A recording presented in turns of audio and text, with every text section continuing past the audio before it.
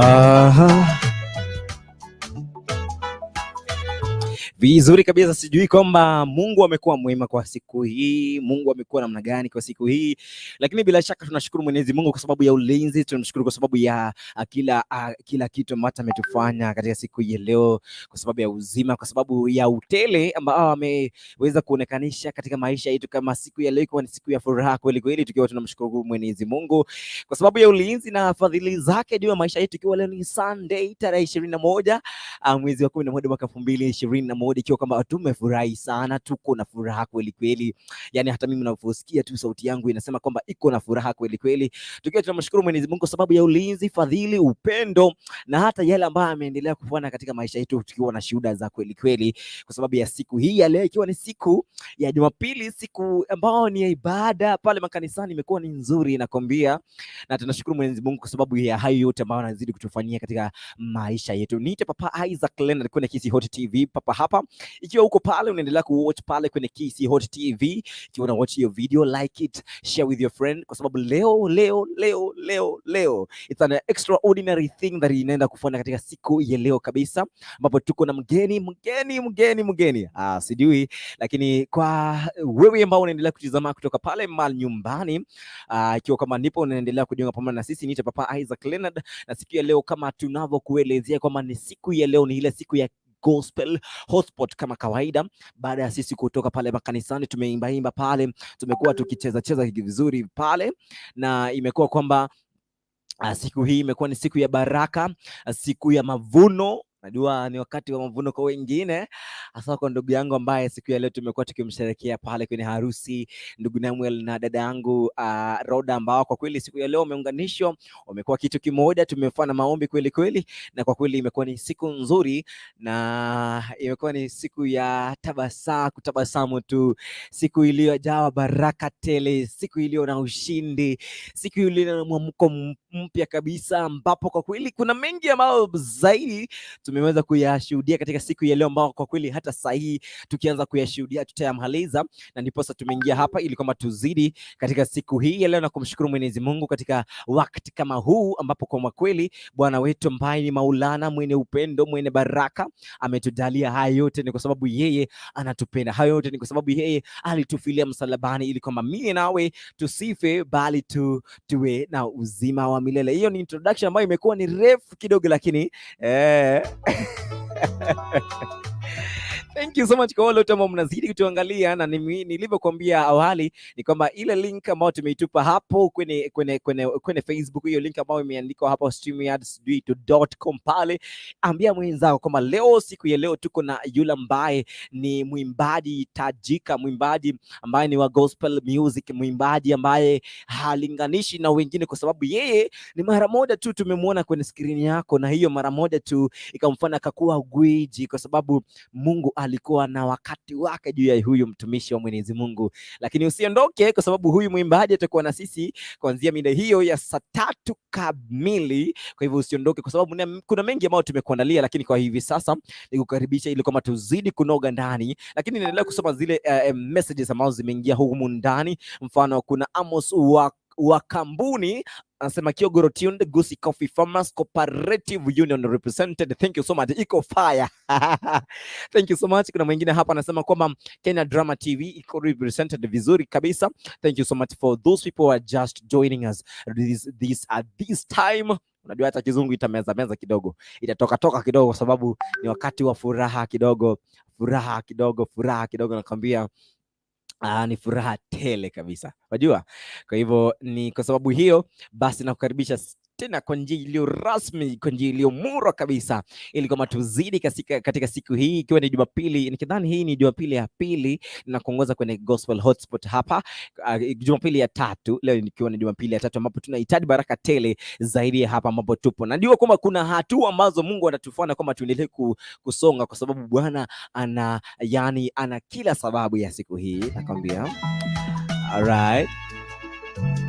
You can just naendelea tu kukumbusha kwamba kuna yule rafiki yako yuko pale manyumbani na anahitaji kwamba aweze kuangalia hii, au ukimtumia hii link ya huku anaweza kaongea na sisi, anaweza akatuma ujumbe zake, itakuwa ni vizuri. Na ikiwa hivi vizuri hivyo basi tutaweza tukasonga kwa njia iliyo nzuri. Fred Aminga anasema kwamba good evening following from Nairobi Kangemi. That is it. Thank you so much Fred Aminga, God bless you. Thank you so much for joining us. This is HOSPOT TV. Niite Papa Isaac LENARD ambaye ni yule kijana barubaru, yule kijana, he's the youngest one na nikidhani he's the youngest one, he's among the youngest Bila shaka thank you so much kwa wale ambao mnazidi kuingia na endelea kulike pale, itakuwa ni vizuri. Wale ambao mko na maswali, kuna team Sifa ambao wananifuatilia kutoka kwa kile kitufe changu cha WhatsApp. Thank you so much kwa wale ambao mnazidi kutufuatilia. Thank you so much for those who are following through Facebook ambao mnaendelea kulike page yetu na ambao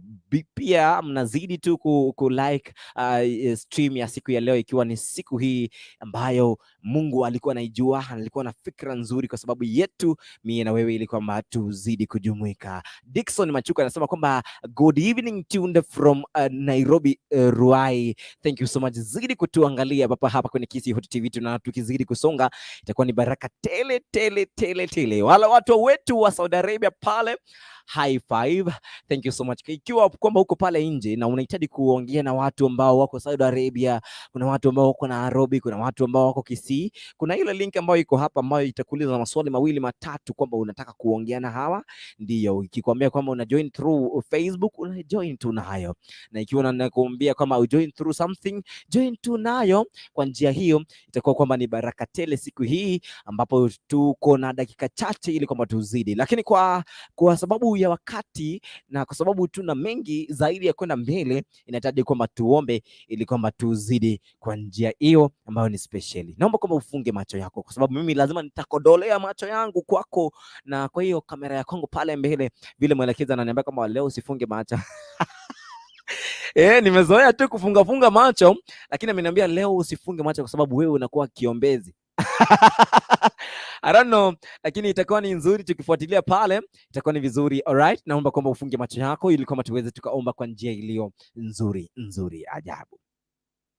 Baba wetu, tunakushukuru kwa sababu ya ulinzi, tunakushukuru kwa sababu Bwana haujatuacha, tunakushukuru kwa sababu Bwana haujatuacha tulaumiwe, haujatuacha tujilaumu, haujatuacha tunungunike, haujatuacha Bwana tupungukiwe, haujatuacha Bwana wetu tuzidiwe na muovu, bali Bwana umetufanya sisi kuwa zaidi ya washindi, umetufanya sisi kuwa washindi zaidi ya washindi, umetufanya sisi kuibuka kuwa kwamba tumesimama katika wewe, tumekuwa na ushuhuda na ujasiri wa kusema kwamba Bwana wewe ni zaidi ya vile tunavyoambiwa na ndugu na dada zetu.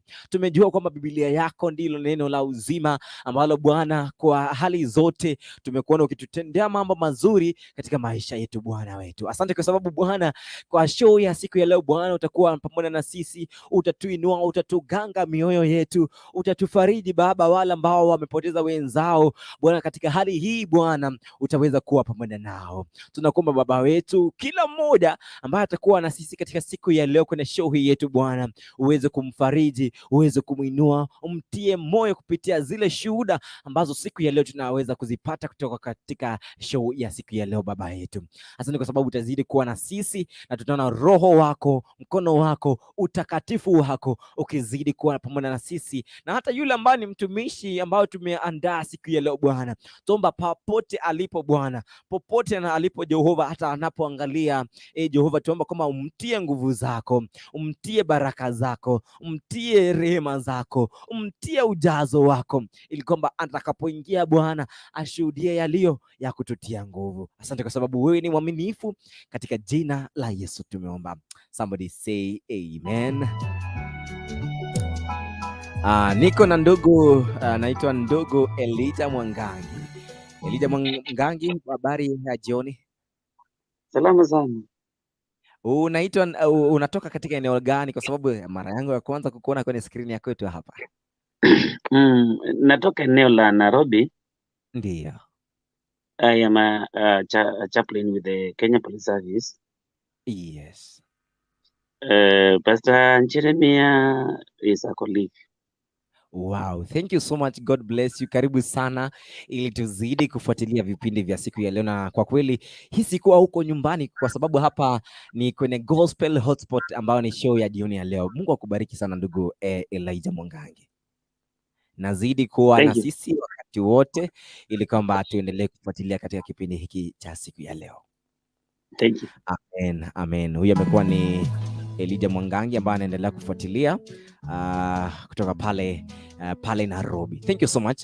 Na hivi punde tutakuwa naye pastor anaitwa Pastor Jeremiah Nyabende kwa sababu ya awamu ya kwanza, kwa sababu nilimwambia kwamba atachukua awamu ya kwanza ili aweze kutupa neno, ili kwamba baadaye huyu mgeni wetu wa heshima ambaye ni mgeni wetu wa leo ambaye tumeneemeshwa na Mwenyezi Mungu kupata tu fursa tu kidogo ya kuweza kumwona katika siku ya leo, atakuwa na sisi ambaye ni Erick Smith. Si mwingine bali ni Erick Smith. Erick Smith utamjua ni nani? Aisee, nasikia kwamba yeye si wa uraia wa Kenya. Sijui kama wewe unajua, lakini utajua baadaye. Lakini unajua, sitaki kujua mengi. Sitaki kukwambia mengi kwa sababu nikidondoa yote atakwambia nini. Lakini heri tu wewe ambao utakuwa ukifuatilia vipindi vyetu siku ya leo kuanzia hivi sasa, ambapo show yetu imeanza kuanzia mwendo huu wa saa 2 hadi tutakapomaliza pale tamati yetu ambayo itakuwa mwendo wa saa 6 usiku ambao ni usiku wa manane. Watu wa Saudi Arabia, fill in. Naona watu wa Saudi Arabia wanatufuatilia pale ambapo walipo, ndio kwamba hivi sasa wako humu kwenye harakati ya kujiandaa ili waweze kuingia live, ili kwamba tuzidi kuenda katika jina la Yesu Kristo. Najua kwamba Mungu amekubariki, najua kwamba Mungu atakunenea katika siku hii, najua kwamba Mungu atakuandaa katika siku hii. Haitakuwa kama siku zingine, bali hii siku unasema kwamba leo ni siku njema aliyoiandaa Bwana wetu. Kwa hivyo jiandae ili kwamba siku hii iwe ni ya baraka tele, kwa sababu unajua siku inapokuja na mambo mapya, na pia sisi tuweze kugeuzwa na hayo mambo mapya katika siku ya leo. Pastor aliweza kuniambia kwamba ataweza kutuambia mambo mengi. Aona hapa Alice amejiunga kutoka pale Saudi Arabia, anasema kama from Riyadh, Saudi Arabia, watching from there. Thank you so much Alice, God bless you so much. Watu wa Saudi Arabia, Alice amewarepresent hapa ndani, kwa hivyo mfeel kuwa ndani ya mjengo. Lakini bila shaka tu kuwafahamisha wale ambao mnatuangalia kutoka sehemu zote za nchi yetu ya Kenya, mnatupata haya matangazo yanapeperushwa hewani kutoka kwa majengo ya Hema Buildings katika mji mkuu wa Kisii, ambapo unatupata hapa tu karibu na county. Kwanza ukifika tu stadium ya Kisii County, hiyo ambayo ni Gusii Stadiums, hapo opposite utaangalia hiyo hospitali, ambapo opposite kidogo ambao tu ni adjacent utaangalia hapa ambapo wameandika Hema Shopping Center, na utaingia katika the building hiyo ambayo utaingia katika floor ya pili, utatupata pale na tutakukaribisha kwa njia ambayo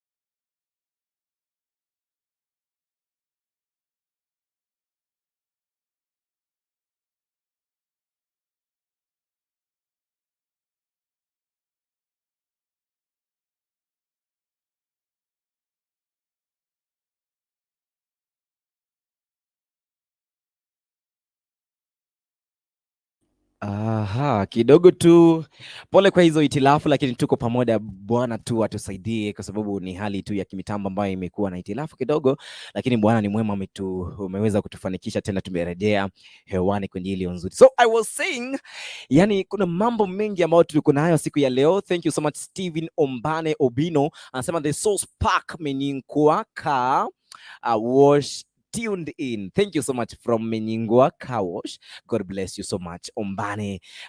Tukiwa tunazidi. Thank you so much kwa wale ambao mnazidi tu kutufuatilia, ambao mnaendelea tu kulike kutoka kwa pale team Facebook, na kuna wale ambao wanaitwa silent viewers. Silent viewers, Bwana nawapenda na niwapenda pia. So I was saying tujumike hapa ili kama tuzidi kufuatilia, ili kama tuzidi kubarikiwa kwa njia iliyo nzuri. Tumebakisha tu dakika 4 nikidhani, ili kama pastor wetu ambaye ni mchungaji wa siku ya leo ataweza kuingia hapa, ambaye ni pastor si mwingine bali ni pastor na Bende Jeremiah, ambaye ni mtumishi kutoka pale Nairobi, lakini pali pake pale manyumbani tu ni mkazi tu wa Kisii. I was saying about this Hema building inapatikana tu opposite na Kisii Stadium, ambao ni hapa Gusii. Ukikuja tutakupa mwaliko ambao ni mzuri sana, kwa hivyo usipotee, usichelewe, itakuwa ni baraka tele kwa wale ambao mnazidi kufuatilia. John Mesa, my brother, my long time brother, God bless you. Thank you so much for getting in. Najua ni kitambo tulionana, lakini tena leo tumeonana. God bless you and feel welcome, kwa sababu hapa ndipo tunahitaji Bwana wetu aweze kutabarikia. Thank you so much kwa wale ambao bado mnazidi kutufuatilia, na wale ambao bado mnaendelea kusema kwamba we are nodding, we are saying indeed God is doing something to us. Thank you so much. Thank you so much. Thank you so much. Thank you so much, Pastor. You are trying to tell me something. I'm trying to get you. Nimeangalia pale. Elijah Mwangangi unasema kama I think there is network hiccups. Of course. Thank you so much for that correction. Indeed, we have been having some problems kuhusiana masuala ya network, lakini sasa nikidhani kwamba mnasikiza kwa njia iliyo nzuri. Nikidhani pale mnaweza mkanipata kwa njia iliyo nzuri. Pastor, you can nod by saying indeed, brother Elijah Mwangangi, nikidhani ikiwa unanipata uta nod hivi, kwa sababu nakuona pale, itakuwa ni vizuri. Haya, asante. Thank you so much. Sijui bado Elijah Mwangangi unanipata?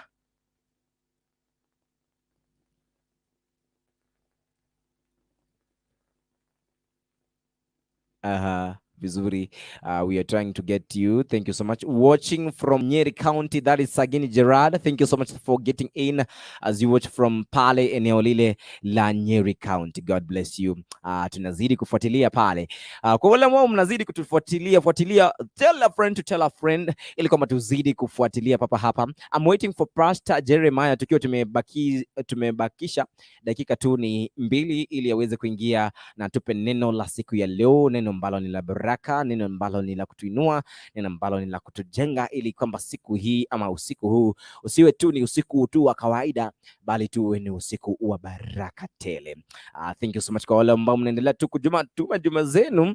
Nimefungua namba yangu ya namba yangu ya Facebook. Kwa hivyo wale ambao mnanifuatilia kama Isaac Leonard pale Facebook, utanipata au useme kwamba ikiwa unatufuata kwa njia ile nzuri, you can text in, itakuwa ni vizuri pia. Kwa wale ambao mnatufuata kwa mtandao wa Facebook kupitia ile ambayo iko live sasa hivi ni Kisii Hot TV Facebook na YouTube. Thank you so much kwa wale ambao mnaendelea kutufuatilia, itakuwa ni vizuri tukienda kwa njia hiyo. Alright. Haya. Wala ambao mnaendelea kutufuatilia, ikiwa kama network bado iko na shida, mtatuambia. Ikiwa iko vizuri, bado mtatueleza kwamba sasa hivi network iko vizuri sana. Haya. Tukiendelea kufuatilia, wale ambao wanaendelea kututumia jumbe zenu, we are glad that hatutabaki tulivyo. We are glad that kwamba hatutabaki tulivyo siku ya leo. We are waiting for our pastor in a few minutes. Atakuwa anaingia hapa ili kwamba tuzidi kufuatia na kuendelea katika programu ya siku ya leo. Brother Pastor Menza, ndugu yangu wa muda mrefu, na ikiwa hujafungulia kamera pale itaweza kukusumbua, itakwambia kwamba ufungue kamera, ndio maana inaniambia kwamba device not connected. Ikiwa kama uko na shida pale, utaangalia vizuri na itakuleta mambo yakiwa mazuri. Haya, thank you so much brother Menza, Pastor Menza pale. Network bado iko na shida, lakini ukiingia vizuri tutaweza kukukaribisha. But for now I want to reach Pastor Nabende ili aweze kuingia hapa na kutupa neno la siku ya leo, ili kwamba ikuwe ni vizuri tunapozidi kusonga kwa njia hiyo, kwa taratibu hiyo. Right? Haya, tuzidi kusonga pale, tukiendelea kwa hiyo taratibu. Tusisahau kwamba kuna mengi ambayo tumekuandalia siku ya leo. Siku ya leo kuna mengi.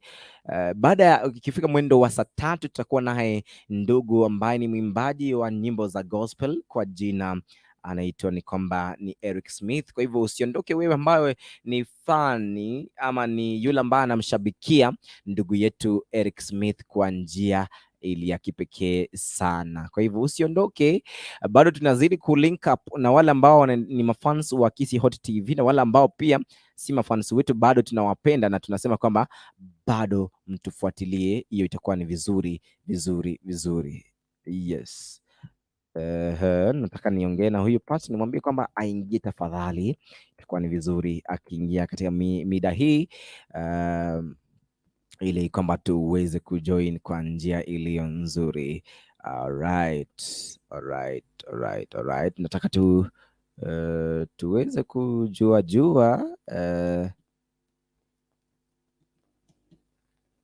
kidogo tu, itilafu imepatikana pahali, lakini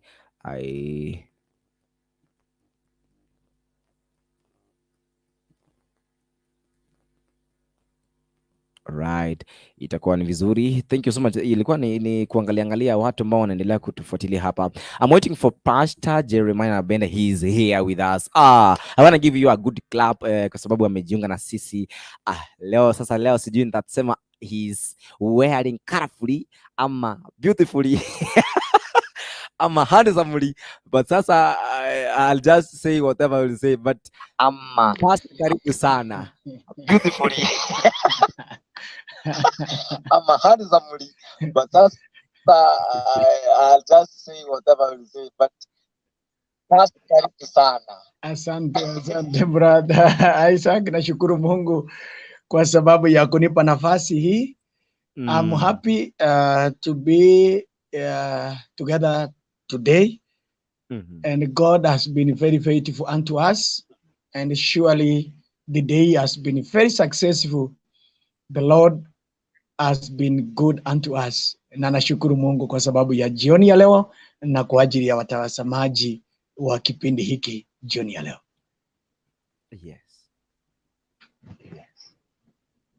Yes. Haya, sijui siku yako imekuwa namna gani pastor wetu? Siku yangu imekuwa ni nzuri. Nimekuwa na ibada mbili katika Kamkunji Police Chapel. Tumekuwa na ibada ya kwanza asubuhi na watoto, na pia tukawa na ibada ya pili ambayo ni watu wazima wanaotoka katika sehemu mbalimbali, na pia tulikuwa na mgeni leo, mchungaji kutoka Nairobi area, na pia akakuja akakuchunga pamoja nasi na akatuletea neno. Na pia asubuhi nimekuwa online kuanzia saa 1:30 mpaka mwendo wa saa 2:15, pia nikiweza kuleta ujumbe wa Bwana. Na nafurahi kwa sababu siku ya leo imekuwa ni siku nzuri, maana Bwana ametubariki. Amen. Pastor, karibu sana. Mungu ni mwaminifu, and tunazidi kufuatilia hapo. Watu wameingia siku ya leo, wameingia wengi, sijui ni kwa nini, lakini kwa sababu Mungu ameanza kufungua mambo mengi. Kuangalia katika sehemu ya ujumbe ni kwamba kuna ndugu kuna dada anasema anaitwa dada mkubwa, anasema kama anaingia kama kawaida. Mambo vipi? Anasema kama amsalimie pastor. Tusapokea salamu za dada mkubwa. Amen, nimepokea. Amen. Kidogo tu ni wakaribisha hao wengine wakukaribishe kwenye show ya leo. Kuna Elijah Mwangangi, kuna Blessed Mom siku ya leo. Kidogo tu Elijah Mwangangi naona ni kama anakufahamu. Sasa tuanzie Blessed Mom ukaribishe. Itakuwa ni vizuri. Blessed Mom, Bwana Yesu asifiwe. Amina. Umeshinda vizuri siku ya leo? Nimeshinda poa, nashukuru Mola. Amen, amen. Karibu tuambie yale ambao Mungu amekutendea siku ya leo kidogo tu kwa kiduchu. Mimi nashukuru kwa uhai. Kwa sababu niko hai hadi masani kwa neema yake. So mimi nakaribisha mtumishi na nakaribisha watu wote wakuje. Ili tubarikiwe pamoja, kwa sababu neno ndio kila kitu na neno ni silaha.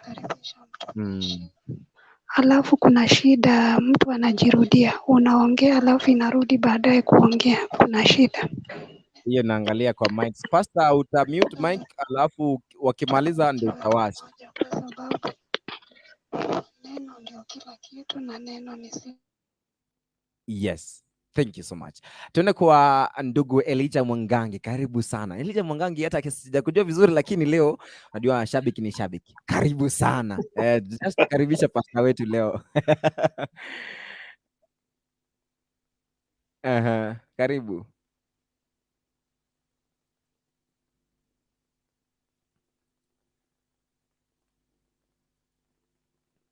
Ndugu Elijah Mwangangi? Yes, Bwana asifiwe sana. Amen. I think you can hear me now. Yes, I can hear you, brother. Yeah, I'm blessed to have we've been having a good service today. And we have every reason to thank God. I'm so much favored and the privilege to be in this forum today. Yes.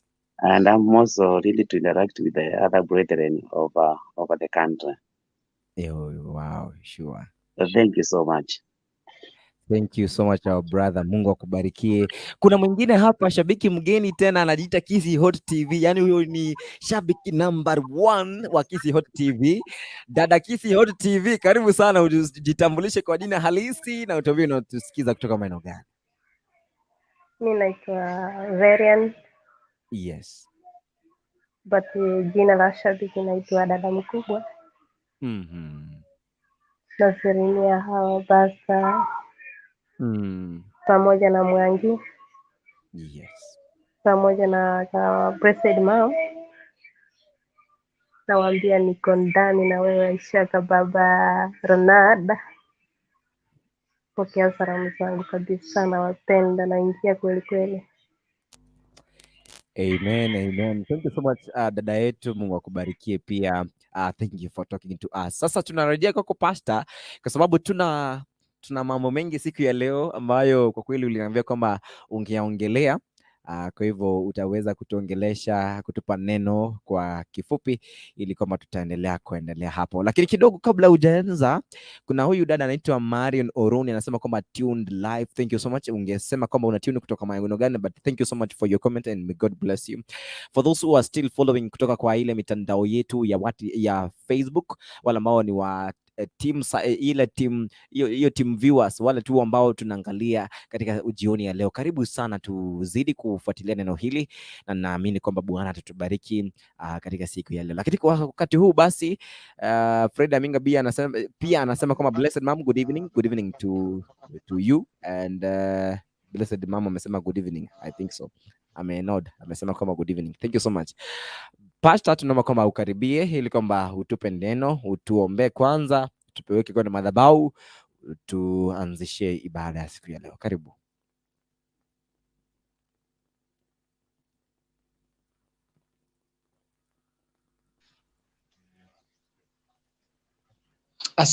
Asante. Najua nafikiri unanipata vizuri huko studio pamoja na wapendwa. Asante, karibu mchungaji Reverend Elijah Mwangangi. Nashukuru Mungu tumekuwa na yeye mchana na ameweza kutulisha neno kule kanisani vizuri. Karibu ndugu sana.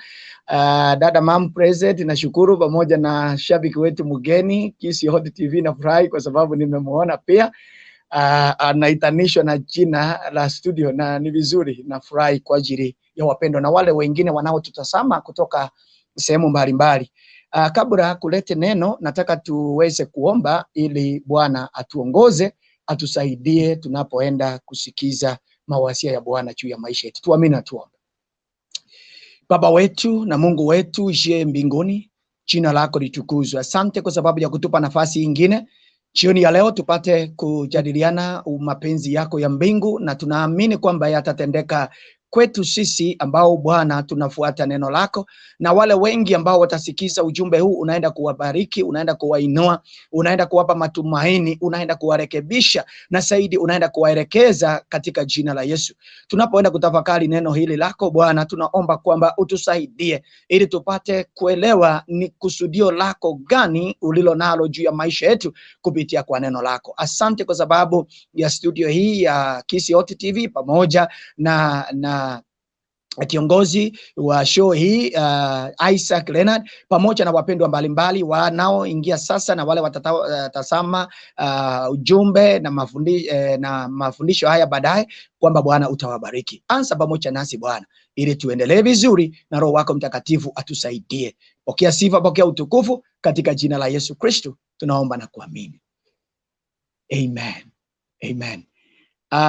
Nashukuru Mungu kwa sababu yenu wapendwa ambao tumeweza kupatana mahali hapa. Siku ya leo nimewaandalia mambo mengi, na niko na jumbe mbili ambazo nitaenda kuzizungumzia. Ya kwanza tutaanza na kwamba the application of the word of God in human life. Matumizi ya neno la Bwana katika maisha ya mwanadamu. Hiyo ni ujumbe wa kwanza ambao tunaenda kuangalia, jinsi neno la Mungu linavyotumika katika maisha ya mwanadamu. Na baadaye kule mwisho tunaenda kuangalia ujumbe ambao umeulizwa na watu wengi. Maandiko inasema nini kuhusu mambo ya kuoa wake zaidi ya mmoja? Maandiko inasema nini? Does the Bible allow that? What about the Christian life? Tunaenda pia kuangalia sehemu hiyo, lakini kwanza nataka tuangalie katika jinsi tunavyotumia neno la Bwana katika maisha ya mwanadamu. Wapendwa, kama vile mwanadamu anapooga,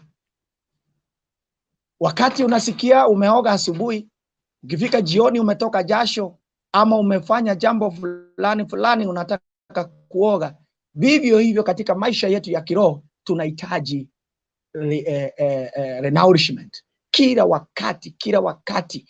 Mtu asiweze kukuambia kwamba kwa sababu ameokoka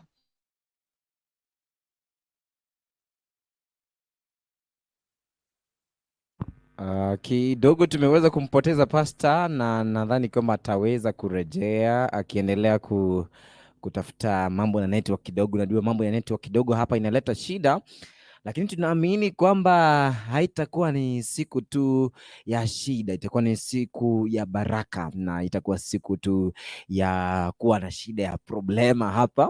Tunaamini kwamba baadaye atarejea na sisi, tutamuongeza dakika kama 5 zaidi ya hapo, kwa sababu tumekula dakika zake kidogo. Kwa hivyo atamaliza mwendo hata wa saa 3 na dakika 5 pale mbele, ili kwamba itakuwa ni vizuri akiwa kwamba ameongea pamoja na sisi katika njia ya neno. Itakuwa kwamba imetufikia kwa kila mmoja ambaye atakuwa anafuatilia, iwe kwamba ni manyumbani, iwe kwamba ni kule mtu aliko. Itakuwa ni vizuri sana kwetu sie wote. Thank you so much for those people who are watching. Kuna mwingine hapa anajiita Marion Oroni ameniambia tena kwamba she is tuned live from Canada, Ottawa, Canada. Thank you so much. Thank you so much. Kuna mwingine anaitwa Matthew Matundura, tuned live from Arlington, Texas. Thank you so much. Kuna Patrick Mushiri anasema kama anatupata live. Thank you so much. Na anasema a big amen kwa sababu ya neno ambalo pastor amezidi kuliangazia katika siku ya leo, kwa sababu anajua kwamba ataweza kuyapata mengi katika siku ya leo. We are talking this week kwa sababu tunakusudia kwamba pastor wetu ataweza kurejelea, kwa sababu kumekuwa na itilafu hitilafu za kimitambo, lakini Mungu ni mwema, ameweza kurejea. Tutaweza kumwona kwa njia ya kamera, na kwa kweli Pastor, unaweza kutupa neno sasa. Tuendelea tu, pole kwa sababu ya nafikiri kulikuwa na hitilafu. Pastor, unaweza kutupa neno sasa. Tuendelea tu, pole kwa sababu ya asante. Hitilafu iliweza kutokea, nikashindwa jambo limekuwa namna gani, lakini nashukuru Mungu kwa sababu pia tumerejea. So nilikuwa nasema kwamba kama vile mwanadamu anapokuwa akifanya mambo katika interphysical, kwamba unahitaji kujipaka mafuta, unahitaji kuoga, unahitaji kuvaa vizuri, unahitaji kula chakula cha mwili, unahitaji kunywa maji na mambo mengine. Vivyo hivyo katika neno la Mungu tunahitaji kula katika hali ya kiroho. Sababu unapokula katika kiroho, basi unakuta kwamba mwili wako unaanza kujengeka, mwili wako unakuwa na viungo na mambo mengi yanakusaidia. Na kuna baadhi ya mambo mengi tunaenda kuona jinsi ya neno la Mungu linavyofanya kazi, kwa sababu sehemu moja ni jinsi unazungumza juu ya maisha yako ili maisha yako yaweze kuwa sawa. Kwa mfano, kuna mambo mengi unakuta yanazungumzwa, and we need to command our day to day life. Ukiamka asubuhi unahitaji kutumia neno la Mungu unene maisha yako asubuhi unapoamka. You command the day when you begin in the morning. But before you command the day, what does the word of God say? So unapoamka asubuhi, you command the day. Unapoingia kulala, you command the day. Siku hizi wapendwa, kuna mambo mengi yameingia, yamechafua anga za ulimwengu huu. Hata mara nyingi nakumbuka katika sehemu nyingine hapo mwanzo tulipokuwa tunazungumza, hata katika vitu zile zinatengezwa kama hizi nguo tunafaa, ma earrings zile tunafaa, hizi ma necklaces zile tunafaa, pete mbalimbali. Unaona pete kuna zile watu wanafaa, sio za harusi, pete mbalimbali watu wanafaa. Unaangalia katika zile tunaita factories mbalimbali zinatengenezwa. Sio factory zote wapendwa zilizo nzuri. Kuna factories zingine ambazo zimetengenezwa unakuta kwamba zimeinuliwa miungu.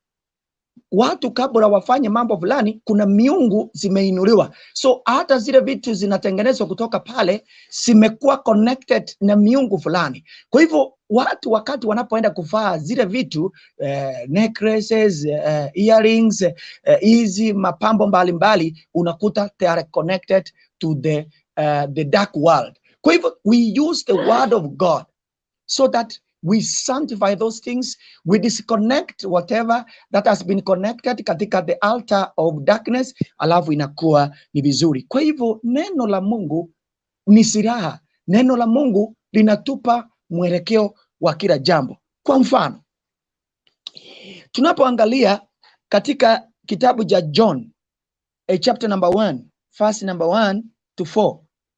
Neno la Mungu linasema, in the beginning was the word, and the word was with God, and the word was God. The same was in the beginning with God. All things were made by him, and without him was nothing made that was made. In him was life, and the life was the light of men. Kwa hivyo ili neno mpendwa ni uhai. Ili neno ndio lilifanya ulimwengu kuwepo. Kumbuka Mungu alikuwa anazungumza, akasema na wacha kuwe na mwanga, kukawa mwanga. Wacha kuwe na giza, kukawa na giza. Wacha kuwe na ardhi, kuwe na maji na mambo mengine. So this word is what God used so that kila kitu ambacho kikimo. Nakumbuka hata wakati alipoumba mwanadamu alisema, wacha sasa tuumbe mwanadamu kwa mfano wetu mwenyewe. Kwa hivyo kupitia kwa neno hili ndio vyote viliweza kutendeka. Vivyo hivyo mpendwa, mimi na wewe tunapotumia hili neno, kwa sababu neno ni uhai, linaleta uhai.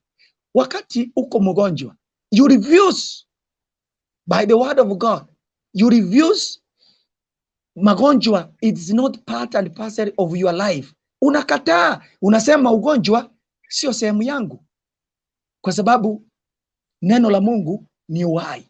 Unasema hapana.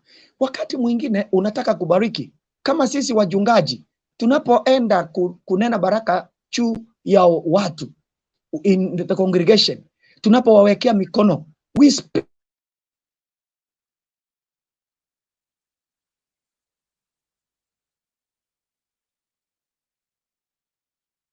Kidogo tena hitilafu imetokea pale, sijui leo kuna shida gani, lakini tunaamini kwamba hiyo shida itasuluhishwa kwa muda usiokuwa mrefu. So we are just right here. Usiondoke, usiende mahala pengine. Hii tu ndio Kisi Hot TV, ikiwa kwamba ndipo napojiunga pamoja na sisi.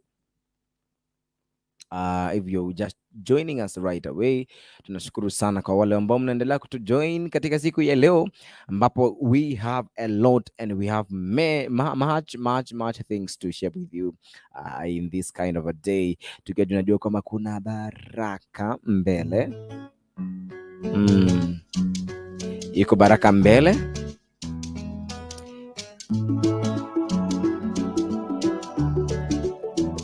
Pastor Pole, kwa sababu ya itilafu hizo za kimitambo, we are just back to you. Hizi naona kwamba tutakuongeza injury time leo itakuwa ni mingi. Sijui kwa nini leo unajua inakata all of a sudden inaenda off. Lakini nashukuru Mungu kwa sababu tutaendelea. Iwe changamoto yote ile, Bwana yu katika sehemu yetu na Bwana atatusaidia na watu watapata ujumbe kadiri na mapenzi ya Bwana yalivyo. Kwa hivyo nilikuwa nasema kwamba tunatumia neno kwa kusema maisha. Hata wachungaji wanapozungumza, they use the word, because when the church was being commissioned, the word of God ilitumika. Neneni sasa katika ulimwengu, muwafungue, muwabatise, muwabariki. Mambo kama hayo ni neno la Mungu. Kwa hivyo neno la Mungu linatumika katika kila hali. Katika kitabu cha Yohana 4 mstari wa 24 naye nasema hivi, John 4:24, God is spirit and they who worship him must worship him in spirit and in truth. Kwa hivyo sisi wapendwa, tunajua neno la Mungu linatuambia kwamba tunahitaji kufanya nini tunapomwabudu Mungu. Ukitaka kumuomba Mungu, unamwabudu vipi? Neno la Mungu linataka kukuelekeza uweze kujua how do we worship God. Sometimes kuna watu wanaingia katika worship, wanaabudu Mungu, lakini hawaelewi neno la Mungu linasema nini. Linasema nini wakati tunataka kumwabudu. It is, the word of God is the supreme constitution of God, ambaye inatusaidia. Kwa mfano kama Kenya, tunasema the 2010 constitution inatupea, na unakumbuka katika sheria zetu inasema kwamba any law ambayo inaenda kinyume na constitution ya Kenya, it is invalid, it is void and invalid. Haikubaliki.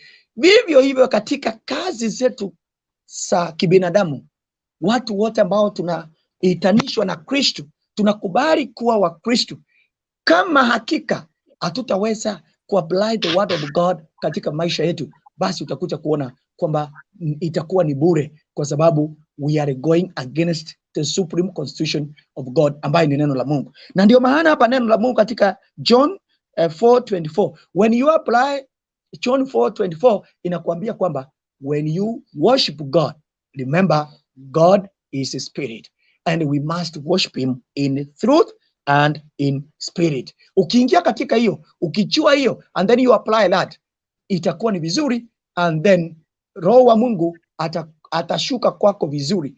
And that's why sometimes watu wanauliza, kwa nini mimi nimeabudu kwa miaka mingi nikiwa kanisani, mimi sijaipokea Roho wa Mungu? Mimi ninaita Mungu, Mungu ashuki, sipati Roho wa Mungu. Kwa sababu gani? Because you have not realized on how to apply the word of God. Remember that God is a spirit, and whoever wants to worship him must worship him in truth and in spirit. You may be worshiping God, lakini you are not worshiping him in spirit and in truth. Labda katika maisha yako ya kila siku, ukweli hauna ndani yake. Maisha yako na itirafu mingi. Unasema ndio ukimaanisha hapana, unasema hapana ukimaanisha ndio. Whatever you are doing, it is opaque. Na unafikiria kwamba Mungu ni mwanadamu. Sasa hiyo yote utakuta unapotea. Na mimi tunaendelea vizuri Baba Isaac. Fikiri unanipata studio? Ndio nakupata pastor. Unanipata vizuri? Nakupata pastor, niko vizuri. Asante. Kwa hivyo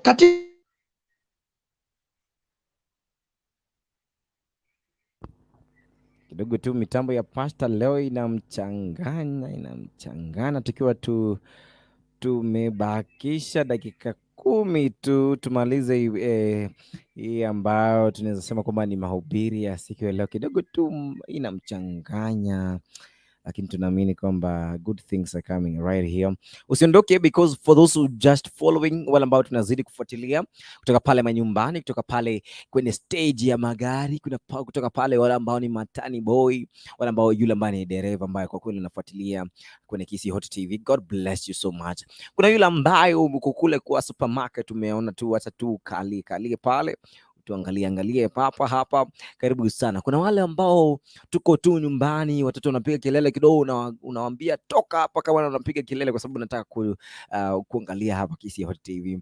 Thank you so much for being that observant, and thank you, God bless you so much. Ambapo tunaendelea kusonga zikiwa zimekatika dakika 56 baada ya saa 2 usiku.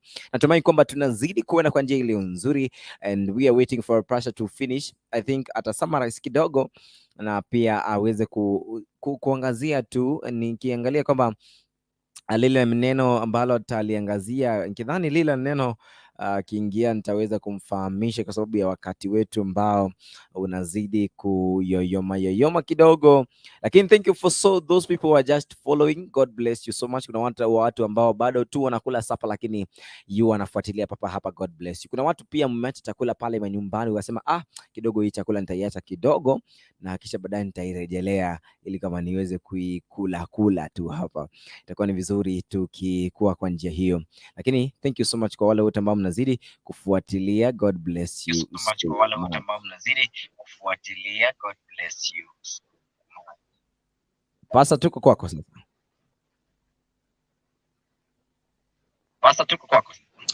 Asante. Najua muda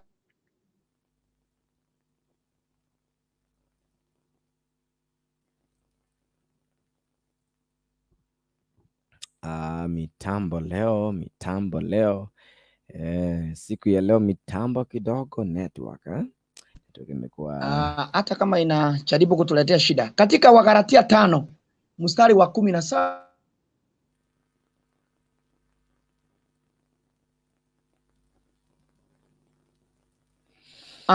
kidogo ni kama yes pastor. Asante.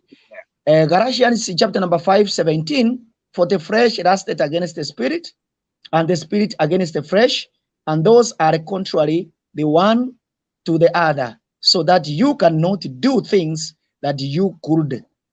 Kwa hivyo neno la Mungu linasema nini hapo katika Wagalatia 7:17? Lazima tuelewe na mkumbuke ujumbe tunaofuatilia ni kwamba the application of the word of God in human life.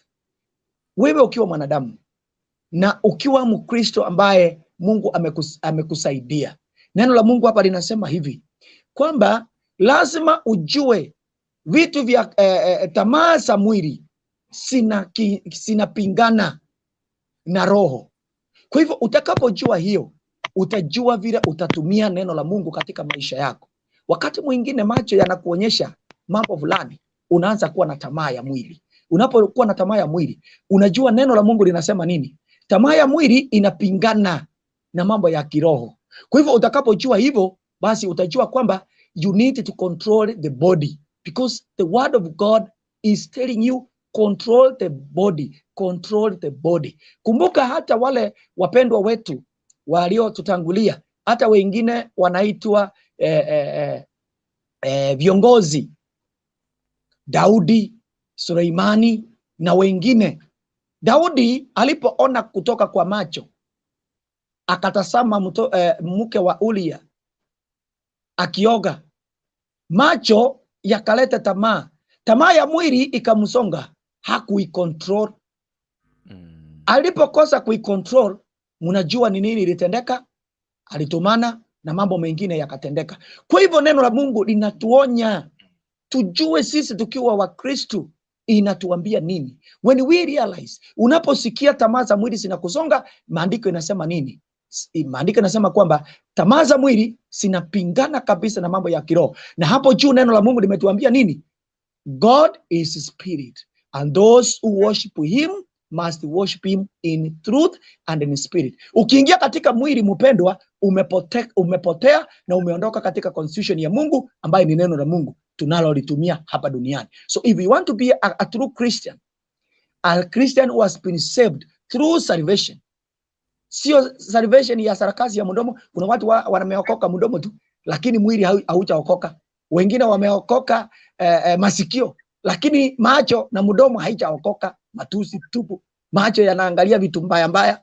Wengine wameokoka macho, lakini mdomo haijaokoka na vitu kama hizo. Lazima tuweze kuelewa kwamba we need to get salvation ambayo inatuelekeza so that tusiweze kuweka tamaa za mwili na nini. Neno la Mungu pia linasema nini katika Yohana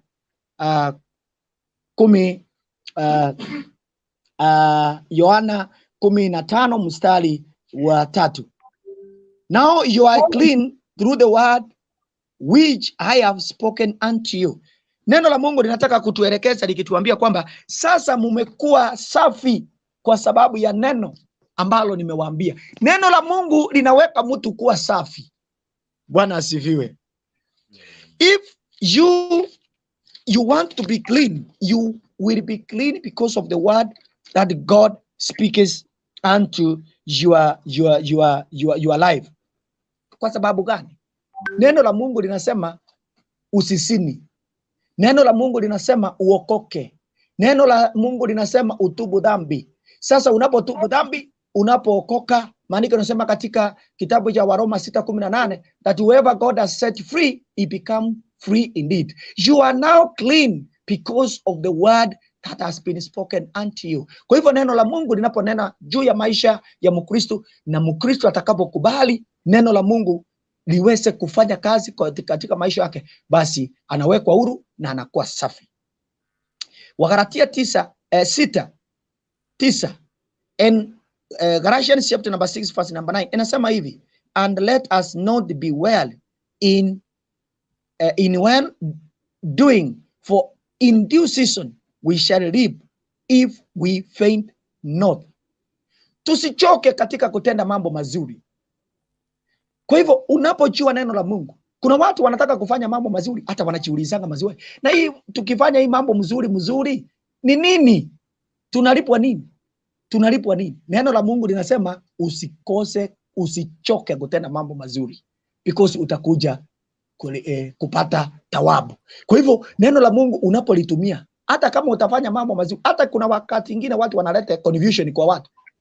Wewe tumeona ukisaidia street children, tumeona ukisaidia mayatima, tumeona ukisaidia wachane, tumeona ukisaidia wale watu hawajiwezi. Hii video yote nani atakuja kukulipa wewe? Go to the word of God. Apply the word of God. Na neno la Mungu linasema katika Wagalatia 6:9 inasema, and let us not be weary in well doing, for in the due season we shall reap if we faint not. Usichoke. And that's the application of the word of God. Angalia neno la Mungu na ulitumie katika maisha yako. Na najua masaa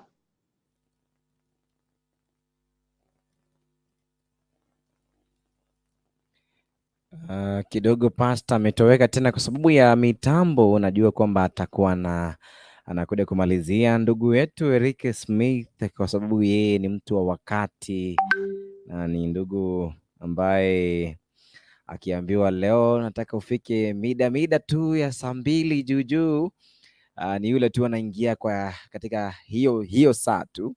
alivyoelezwa, kwa sababu yeye ni mtu wa wakati. Any praise and worship anakuwa discipline that way. Thank you so much Erick Smith, na kuingisha hivi sasa uwasalimia kidogo hao ambao wanakutizama, sijui unanipata?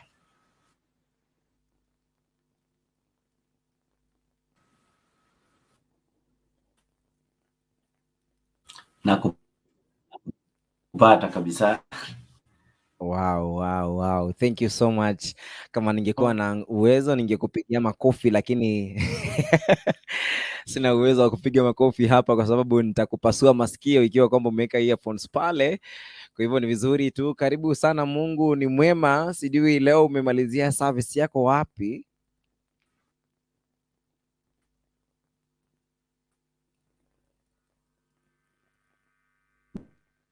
Kidogo pia yeye mitambo kidogo inamkangana, lakini najua kwamba atakuwa amerudi, atakuwa kwamba amerejea mida tu kwa saa zisizo tu refu. Lakini anyway, thank you so much kwa wale wote ambao mnazidi kutufuatilia.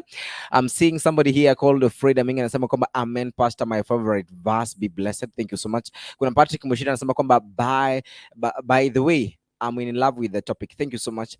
Pastor, utamalizia kwa hiyo verse kwa sababu yule ambaye ni mgeni wa siku yetu ameingia, ili kwamba the other part ambao ile segment ambayo tulikuwa tunaongelea about polygamy ambayo watu wameanza kuichangamkia hii miaka tutaiangalia baadaye wiki kesho, so that you give them yale ambayo wanahitaji kuyafanya, tukiendelea kumngojea ndugu yetu Erick Smith, na baadaye utaweza tu kutuombea kwa sababu wakati wetu naona kwamba unatoweka kabisa.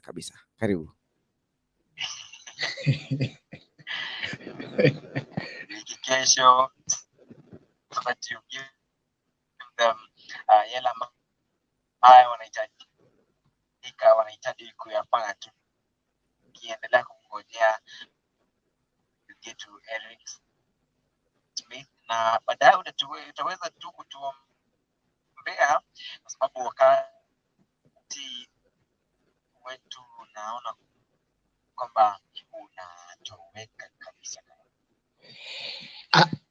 Asante, vile umenielekeza na furahi, kwa sababu hii mambo ya ambayo tungeweza kuzungumzia pia iko na muda, na najua ilikuwa ingeweza kuleta maswali ambayo si haba, na hakika tukianza ninajua kwamba inaweza kukula masaa ya mgeni ambaye pia anaingia.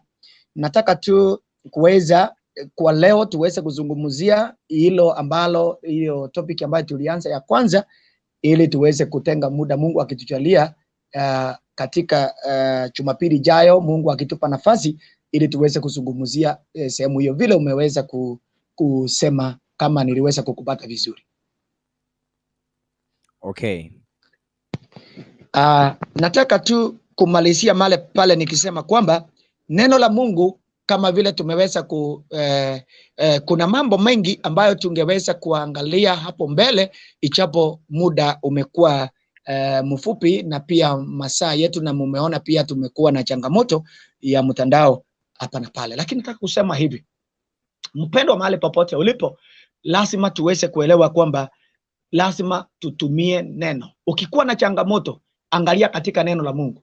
Wewe ni mgonjwa, tumia neno la Mungu katika maombi yako. Angalia kwa mfano, kama wewe ni mgonjwa, unaenda katika kitabu cha James chapter number 5, unaanzia mstari ule wa 13, unasoma mpaka ule wa 15. Inakuelekeza jinsi unavyofanya katika maombi ya mgonjwa. Kama ni watu wanakupiga vita, wanarusha mishale na wanazungumza mambo mabaya, angalia neno la Mungu nasema katika Isaya 54 mstari ule wa 17, ambayo inasema no weapon that can be formed against you that will prevail. Angalia, zungumza, fuata neno la Mungu. Unataka kuomba, angalia neno la Mungu linasema nini katika Mathayo 7.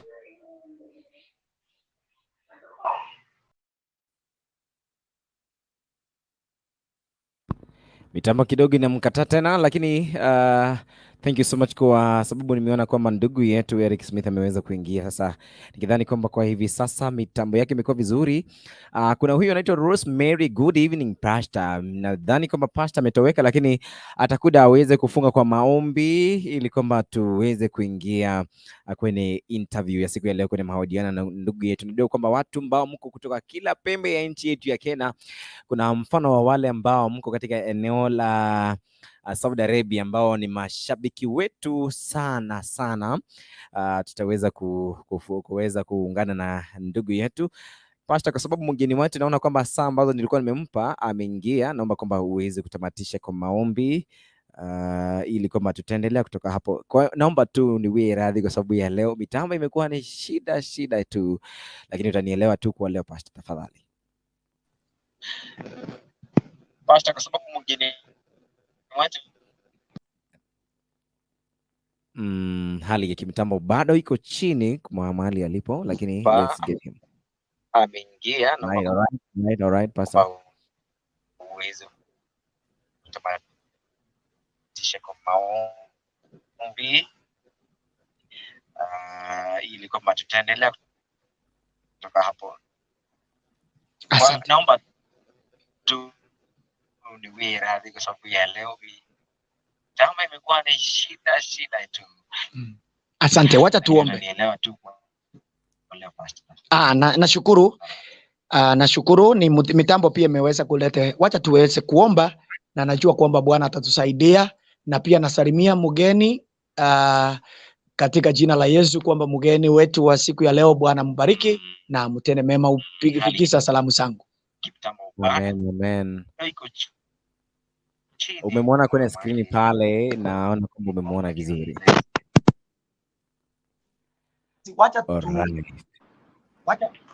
Wacha tufanye maombi. Baba wetu na Mungu wetu, nakushukuru, asante kwa sababu ya nafasi hii. Tumekuwa pamoja na mpendwa na tumeweza kuangalia neno lako vile linavyotendeka, linavyohitajika kufanya kazi katika maisha yetu. Baba, pokea sifa. Asante kwa sababu ya mtazamaji ambaye ameweza kufuatilia ujumbe na kipindi hiki. Bwana umbariki na umtende mema, ili aweze kufanya application ya neno lako katika maisha yake, na najua kwamba ataweza kufaulu. Tumeona jinsi neno lako lifanya kazi tangu mwanzo na hata linavyoendelea katika maisha yetu. Mubariki mtazamaji mpendwa mahali popote alipo, wale walio katika jamhuri yetu ya Kenya na wanaotazama katika nchi za ng'ambo. Wabariki, wainue, uwatende mema. Yule mgeni ambaye anaingia katika studio zetu jioni ya leo, ninamuweka mikononi mwako. Pia umubariki, umuinue. Ninaombea walio wagonjwa mahali popote walipo, Bwana wapokee uponyaji katika jina la Yesu. Ninaombea walio na shida mbalimbali kwamba Bwana mlima huo unaoonekana katika maisha yao, Bwana upate kuwapa ujasiri, wapate kushinda changamoto hizo mbalimbali katika jina la Yesu. Bariki kila mmoja ambaye anasikisa, jua atasikisa baadaye, na jina lako litukuzwe, ili wewe upewe heshima na pia utukufu. Katika jina la Baba na la Mwana na Roho Mtakatifu tumeomba kwa imani. Amen, amen. Pastor, Mungu akubarikie na tutazidi kuzungumza pale nyuma ya tent. Asante, Mungu awabariki na pia ambariki mpendwa ambaye anaingia kwa sasa, and God bless you so much. Amen, God bless you too. Amen. Huyu amekuwa ni Pastor na Bende ambaye amekuwa na sisi kwa mida hiyo tulipoanza mida ya 2 pale hadi hivi sasa, na nashukuru sana kwa wote ambao bado mnaendelea kufuatilia tangia tulipoanza, and our visitor or our guest he's here with us, ambapo nampa tu kidogo kiendelea kujitayarisha pale kwa sababu ya wakati ambapo tunaona kwamba wakati wetu ambao ni halisi umefika. Kuna yule ambaye ni mfuasi wetu mara nyingi, lakini leo kuna new visitor hapa. Bahati, ujambo?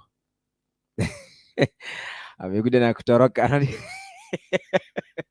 Ndio, mashabiki wengine ni wazuri, lakini ikifika kwa kutoroka ni watoroki tu. Anyway, kuna yule ambaye anaitwa ni Rosemary, anasema kwamba sorry for the network but we are together. Thank you so much our sister Rose for understanding our situation for today. Lakini tunaelewa kwamba hali ya mitambo tu itakuwa shwari. Still mtu wetu wa technician wetu ataendelea kushughulikia hiyo shida kidogo, na tunaamini kwamba hata yetu iko na shida pale ambao wamekuwa wakitufuatilia kumekuwa na shida, lakini tunaamini kwamba everything will be sorted in a short while and we hope for the best. Erick Smith, karibu sana ndugu yetu.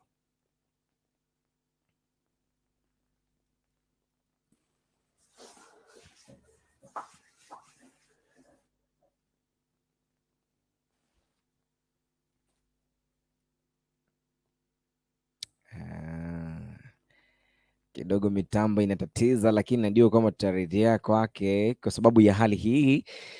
Mitambo tu inamkanganya pale, inamkanganya, lakini itakuwa vizuri in a short while. We are just hoping for the best kwa sababu tunaelewa kwamba God had a reason for him to be here, kwa sababu siku hii ilikuwa ni siku yake. So hope for the best. Wala ambao mnazidi kuingia, tuko naye Erick Smith ambaye anaendelea kuangalia kama kushughulikia hali ya mitambo yake kwa mita tu hii ya, ikiwa kwamba zimekatika dakika 15 baada ya saa 3 jioni, zikiwa ni saa za Afrika Mashariki, ikiwa kwamba uko tuned kutoka maeneo yote katika county zote huko nchini Kenya. Welcome back kwa wale wote ambao mlikuwa mmelost kidogo, lakini wale ambao mmeingia na sisi, thank you so much, na tunaomba kwamba Mungu atubarikie sana sana sana, na tunaomba tu atupe mwongozo wake, itakuwa ni njia iliyo nzuri kabisa. Kuna huyu dada yetu ambaye alitoroka kidogo, ndio ni kwa sababu ya hali ya kimitambo, lakini kidogo tu akirejea hapa ataweza kutusalimia, itakuwa ni vizuri. Ndio shabiki mkubwa, lakini shabiki ambaye ni mgeni unamkaribisha hapa na anaweza kutusalimia, kwa hivyo asitoroke. Bahati, ujambo?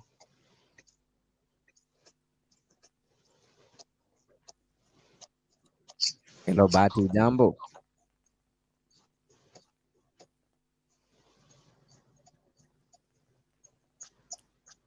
Hello. Hello. Uko wapi? Uko mzima? Niko mzima, labda wewe?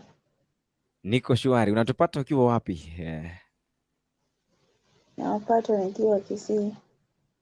Kisii, eneo lipi? Unajua Kisii ni refu tu na ni kubwa sana. Bobaracho. Alright, thank you so much. Sijui leo ungependa kujua nini kuhusiana na Erick Smith? Kidogo tu kabla hajakuja, leo ungependa kujua nini kuhusu Erick Smith kwa sababu anaendelea kuangalia hali ya kimitambo? Ningependa kujua juu ya Erick Smith, anatoka wapi? Sana sana hivyo tu. Anatoka wapi? Thank you so much. Kwa hivyo leo, siku ya leo umeshiriki katika kanisa gani? Kwa sababu leo ilikuwa ni siku yako ya Sunday nikidhani. Jogoo, si Jogoo Chapel. Wow, thank you so much. Kwa hivyo endelea kuzidi. Huyu ndugu yetu anakuja in a short while, itakuwa ni vizuri. Huyu amekuwa ni Bahati Delphin kwa sababu thank you so much for she is a new follower wa Kizi Hot TV. Thank you so much kwa wale wote ambao mnazidi kutufuatilia. Leo sijui nisimame, sijui ni keti, sijui ni cheke, lakini najua kwamba kuna mengi ambayo tumekuandalia siku ya leo. Kwa wale ambao mmekula sapa mkiwa pale, unajua tumeongea na Bahati, alikuwa amelala pale. Sasa kumaanisha yeye sapa ameipigia kwa heri wale ambao umekula sapa, na wale ambao mjakula sapa, mimi naona huruma kwa sababu huyu ndugu yetu akiingia hapa itakuwa kwamba tunalialia, hatutashiba tutashiba, tutakuwa tunaangalia chakula. Sasa itakuwa kwamba tumepata shibe because the guest of the day atakuwa hapa na tutakuwa tunaendelea kuongea naye kwa njia nzuri. Haya, we are just waiting for him, tumpe wakati akiendelea kujiandaa. Kizi Hot TV, dada yetu, wewe ungependa kujua nini kuhusu ndugu yetu ambaye ni ndugu Erick Smith?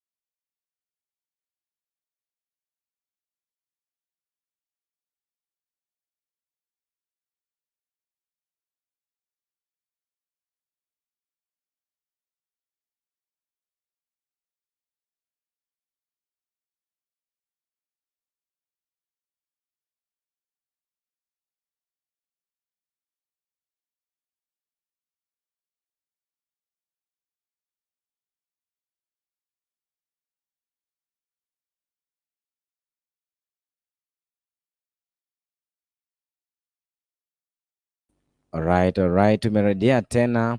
Ilikuwa ni hitilafu kidogo ya kimitambo. Leo these things. Unajua ikiwa ni hali hii. Pole sana kwa hitilafu hizo. Nikidhani kwamba kwa hivi sasa unanipata vizuri. Ikiwa unanipata vizuri itakuwa ni vizuri kwamba ukicomment just following you vizuri. Erick Smith unampata ina short well kwa sababu ya saa ambazo zinatukimbisha zikiwa za kwamba zimekatika ni dakika 20 baada ya saa 3. We are praying kwamba hii interview go through kwa sababu watu wengi wanajua kwamba siku hii ilikuwa ni ya ndugu yetu. Wala ambao umekuwa kufuatilia pale Facebook wanasema kwamba it's a lively thing. We are so happy for that, for the same. Kuna Rosemary anasema kwamba amen. Thank you so much kwa wale ambao mnaendelea kufuatilia. Wakati ni huu tu, ni kwa sababu ya mitambo ya ndugu yetu Erick Smith. Tutakuwa tunangwana na yeye ili kama tujue kwamba ikiwa anaweza akaongea na sisi in a short while. Kwa hivyo usiondoke, usiende mbali kwa sababu we are just following. Tunajaribu kujua kama ameweza kuingia kwa hali kwa place ambayo ni nzuri. Ndio kuna mahali ambapo ukiketi kidogo hali ya network inakuwa ni shida kidogo, lakini tunajua kwamba ina short while mambo yatakuwa ni mazuri. So msiogope. Our brother is coming in a short while. All right? Msihofu. Wanasema kwamba msihofu. Hii kuhofu hii inakuwa ngumu.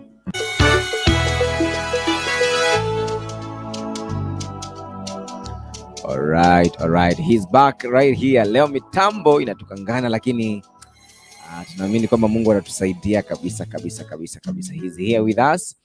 Watu wamengoja. Eriko. Yes. Uko mzima? Niko salama kabisa, nashukuru Mungu. Labda nyinyi huko? Tuko salama. Kisii walikuwa wanataka kukuone kwa macho lakini ukasema kidogo tu itakuwa online. Sijui leo umeshiriki kanisa gani siku ya leo?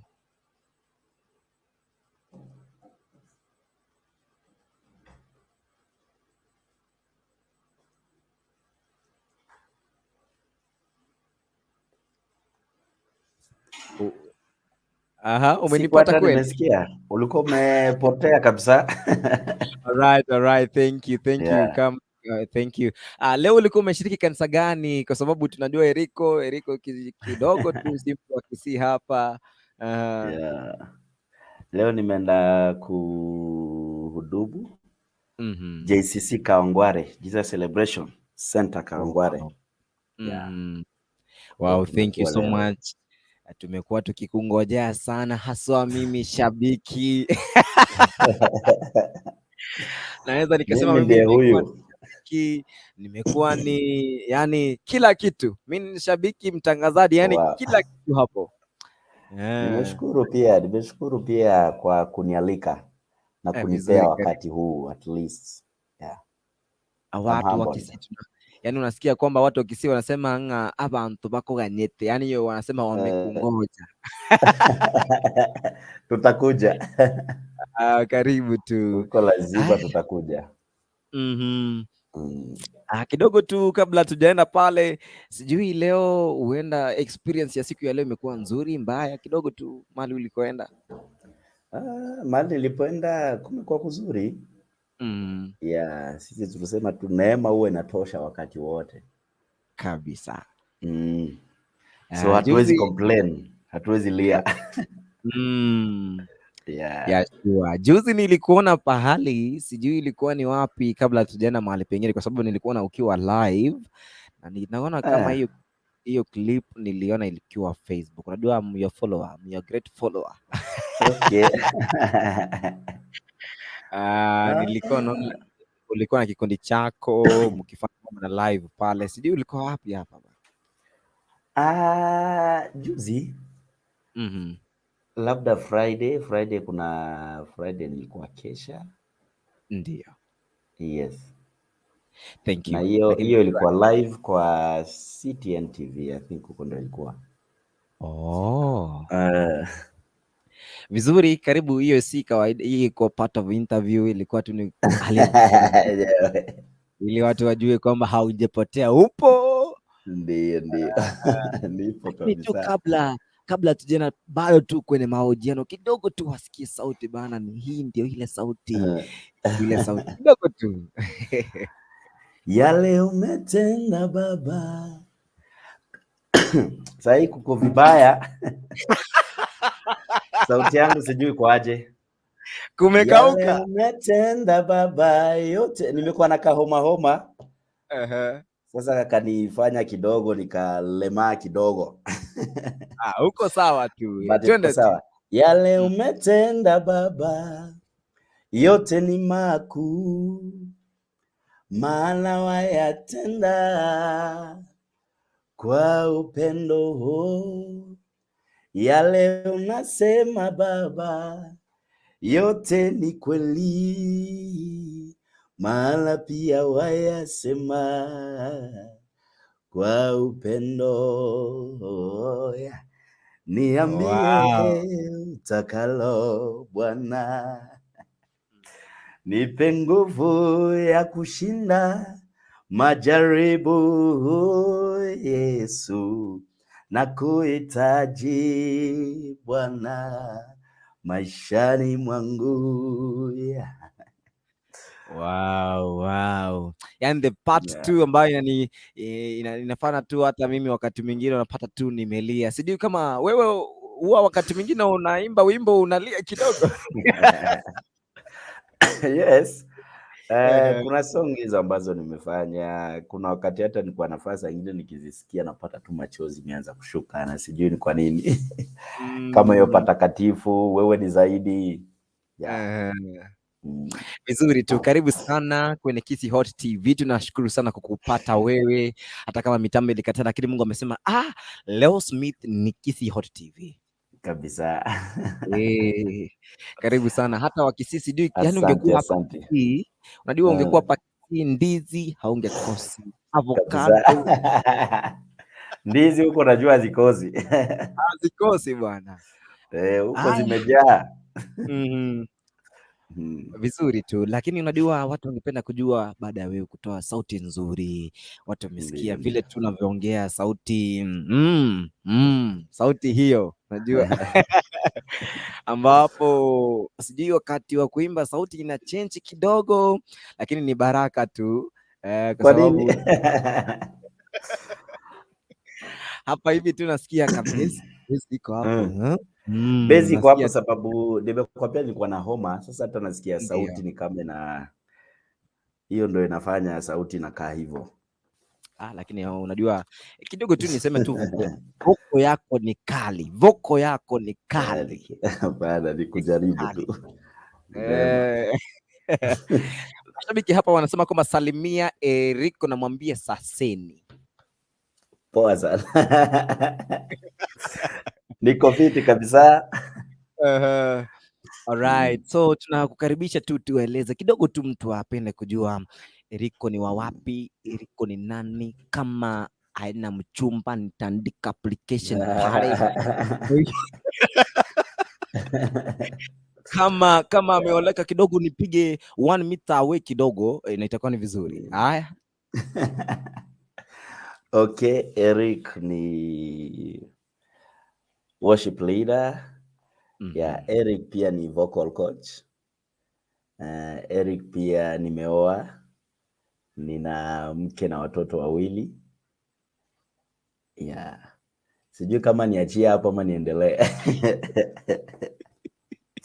Endelea tu, kwa sababu mtu angependa tena kujua Erick, maybe unajua bado na kuimba, wenda yeye ni daktari, yeye ni mtangazaji. Yes, mimi hufanya mambo ya ICT pia.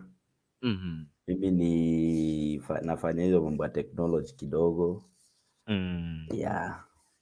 Vizuri. So, kutengeneza computers hapo, mambo ya hardware, networking, hizo vitu zote. Kwa hivyo huyo kompyuta ikinisumbua kidogo tu nipige tu niseme nitakupea fare kuja tu nikuone, halafu nitengeneze kazi yako. Kabisa. Kwa sasa tunatengeneza invoice. Okay.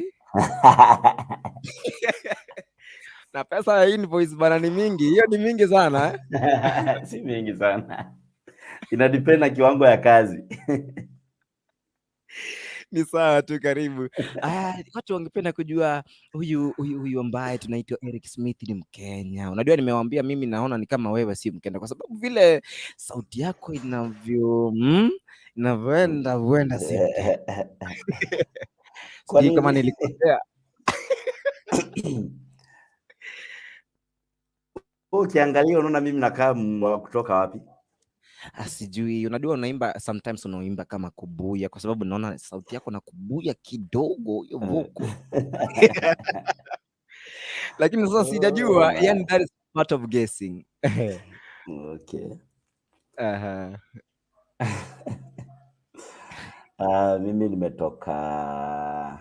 Mimi nimetoka Rwanda. Yeah.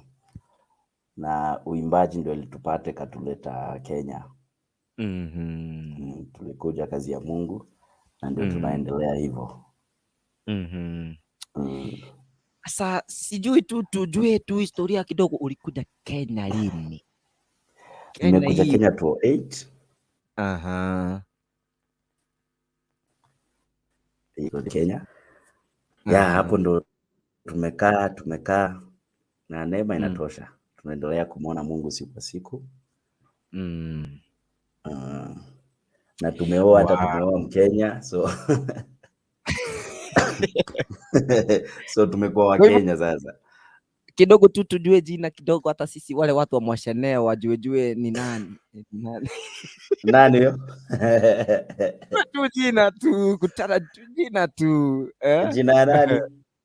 Jina la bibi bana. La bibi anaitwa Monica. Alright, Monica, thank you. Monica. Kabla tujaendelea pale, tuendelee tu tena kuangalia hapa comments. Wanasema kwamba Maria Joy Mokera anasema kwamba ndio kuingia saseni nyote hapo, tumesema poini. Kuna Faith Makwaro anasema hii nyote, hai nyote hapo studio mkoje, ndio kuingia hapa. Alright, Makwaro pia amekusalimia. Kuna dada mkubwa anasema kwamba wacha ni wategee network mbaya kwangu leo. Network leo Smith si wewe. Network imesumbua. Yani leo network. Lakini watu Mungu atusaidie kwa sababu imeshakubali. Kuna Jivando Kwamboka anasema kwamba ambia Eriko anitumie namba please, nimemcrashia ile mbaya. Wewe. Huyu mkisiwa kwanza tafadhali. Huyu sasa najua tunaambiwa kwamba ni ndugu wa ndoa takatifu. Sijui ni ndoa takatifu by the way. Sijajua. Kabisa. Wow. Kabisa. Application tuache kando. Alright. Thank you so much. Hizo ni baadhi ya jumbe ambazo nimeweza kuzipitia. Tukiendelea na mahojiano yetu na ndugu Erick Smith. Mimi utanikubalia tu kwa sababu nikuite Eriko. Kwa sababu nimezoea Eriko linanipronuncia vizuri. Eriko. Alright. Alright.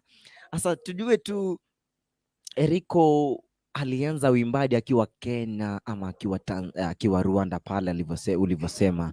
Sijui tu tufahamishe tu tuelewe. Wacha tuanze story sasa. Nimeanza music kutoka kitambo. Miaka ya 1999. Hapo ndo nilianza kuwa serious na music. Yes. Are you serious? 1999? Eriko? Yes. 1999 na 1999 ndio ninazaliwa. Hapo ndo nilianza kuwa serious na music. Hapo ndo nilianza kupeleka hata songs kwa band saa ingine. Maana nimeanza kuimba nikiwa mdogo toka Sunday school. Na Sunday school mahali ambapo tulikuwa tunaimba ilikuwa very tough. Haikuwa mchezo. Kwa pia serious. Then tukaendelea hivyo. Then in 1999 hapo ndo sasa nilikuwa serious sasa. Kaanza kujoin bands. Then unaingia. Then in 2002 ndo sasa nikaanza na mambo ya worship leader. Sasa kuwa worship leader kwa church. Nasaidia pia watu na vocal coach, hizo vitu zote. Hivyo tukumbuke tu bado ulikuwa pale Rwanda. Kanisa hii inaitwa namna gani? Tu nilikuwa Rwanda. Hii kanisa inaitwa namna gani? Hatujui, kidogo tujue kama inaitwa Restoration Church. Wow. Yeah. Wow. Thank you so much. Kuna wale ambao bado naona wengi wanaendelea kutuma jumbe zao. Wanasema hey, happy to see you Smith since nilimuona Kajiado live. Kumbe ulikuwa Kajiado live mwaka fulani? Yes, tumetembea. Yeah, sure. Unajua mtu akiwa na kipaji all over. Anyway, sasa hiyo tutaongea tu kwenda mbele tu. So baada ya tu kwa worship team leader, baadaye kukakuwa namna gani? Tukaendelea hivyo, then in 2002 then tukaendelea mpaka 2005.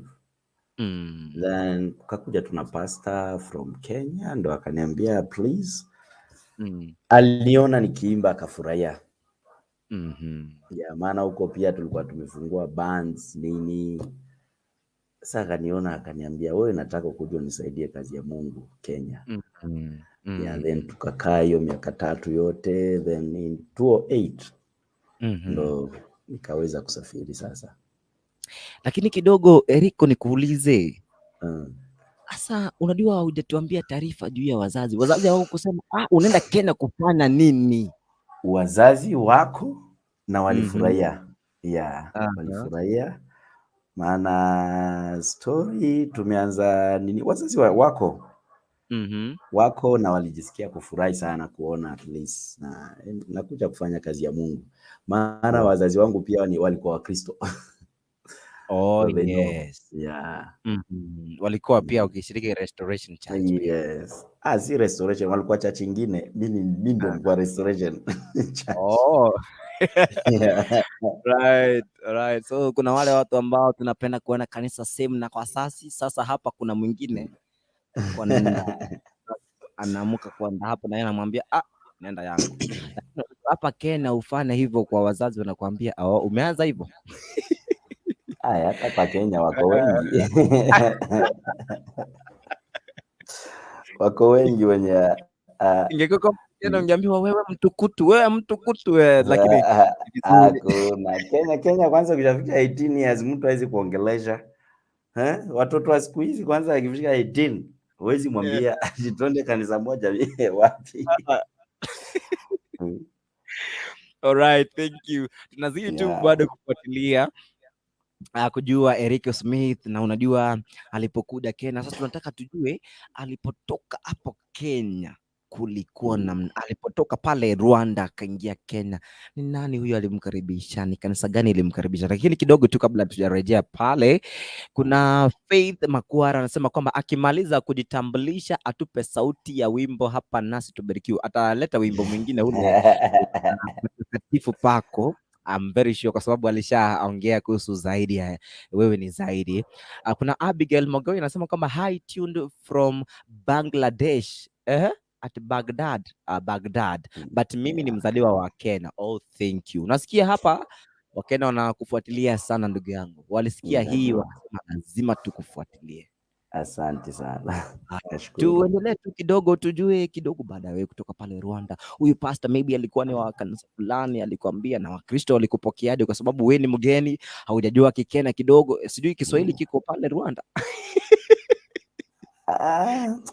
Kiswahili mimi nilikuwa naweza sema nilikuwa zoea sana kutembea. So Kiswahili nilikuwa na jua kidogo. Ilikuwa kwa hivyo ulipokuja hapo ulikuwa yule wa kusema niletee that thing. Hapana.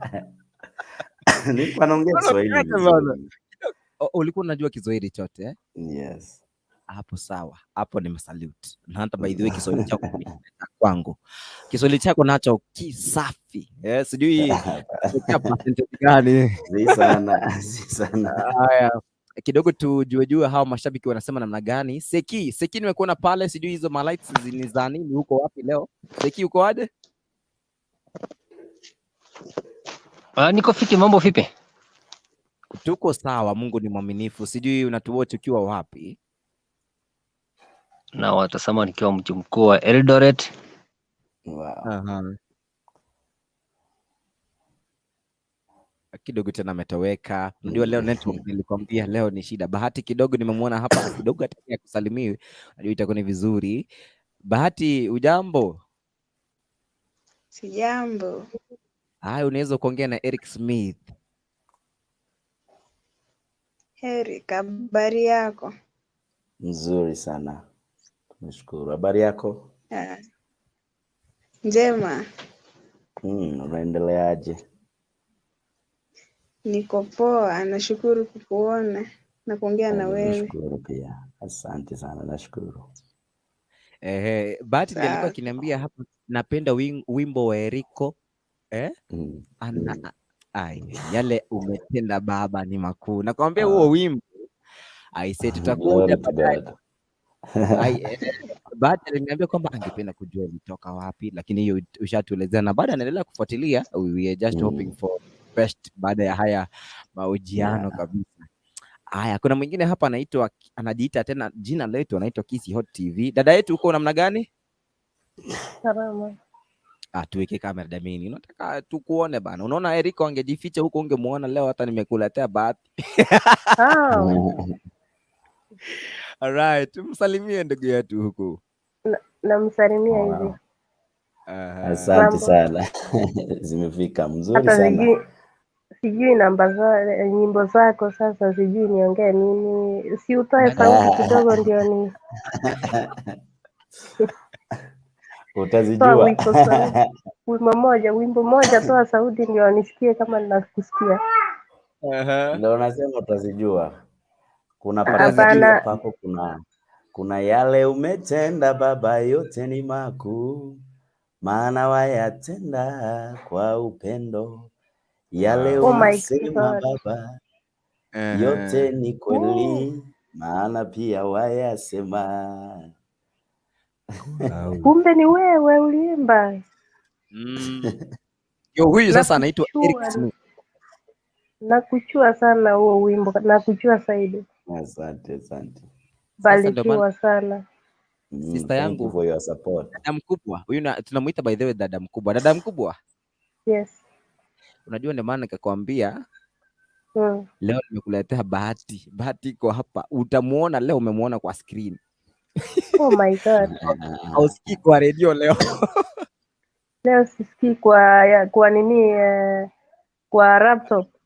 Alright, sasa tufuatilie pale na utaweza kutuma jumbe zenu, mtaweza kutuma jumbe zenu. Yale ambao mngependa kujua kutoka kwake ndugu yetu Erick Smith, itakuwa ni vizuri mkituma jumbe zenu ili kwamba ikuwe ni vizuri. Tunaendelea vizuri nikidhani na baadaye tueleze ndugu yangu Erick, baada ya kukuja Kenya au kuingia kanisani. Mimi nilikuuliza kuhusia lugha, lakini sikukuulizia mpokeo ulikuwa namna gani.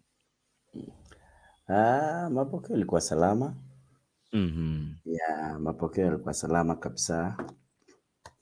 Hata hapo kanisa tulikaa, tulifanya kazi ya Mungu na tukasaidia. Then after 1 year nikatoka pia ndani ya kanisa. Kanisa linaitwa nini? Kanisa lilikuwa linaitwa Vineyard. Alright. Huko ndo tulikuwa tukifanya kazi ya Mungu. Na sijui kabla hatujasonga mbele, bado ukiwa huo wakati ulikuwa sijui kazi yako hii ya ICT ulisema ICT ama IT? Yes, IT. Ulianza lini? Kazi ya IT nilianza lini? Nilianza ilikuwa let's say 2008. Yes. Yeah. Hapo ni ukiwa Kenya sasa. Yes. Kwa hivyo bado hiyo kazi bado iko hadi sasa hivi? Bado naifanya. Nimefanya hiyo kazi maana wakati nilikuja nilipata kazi. Kuna company nilikuwa nafanya nao kazi, tukafanya for like 9 years. Yeah, so nilitoka huko kitu 2018 ikienda kuishaisha. Yeah. 2018. Yeah. Kwa hivyo tuseme tu wewe sasa hivi ni CEO.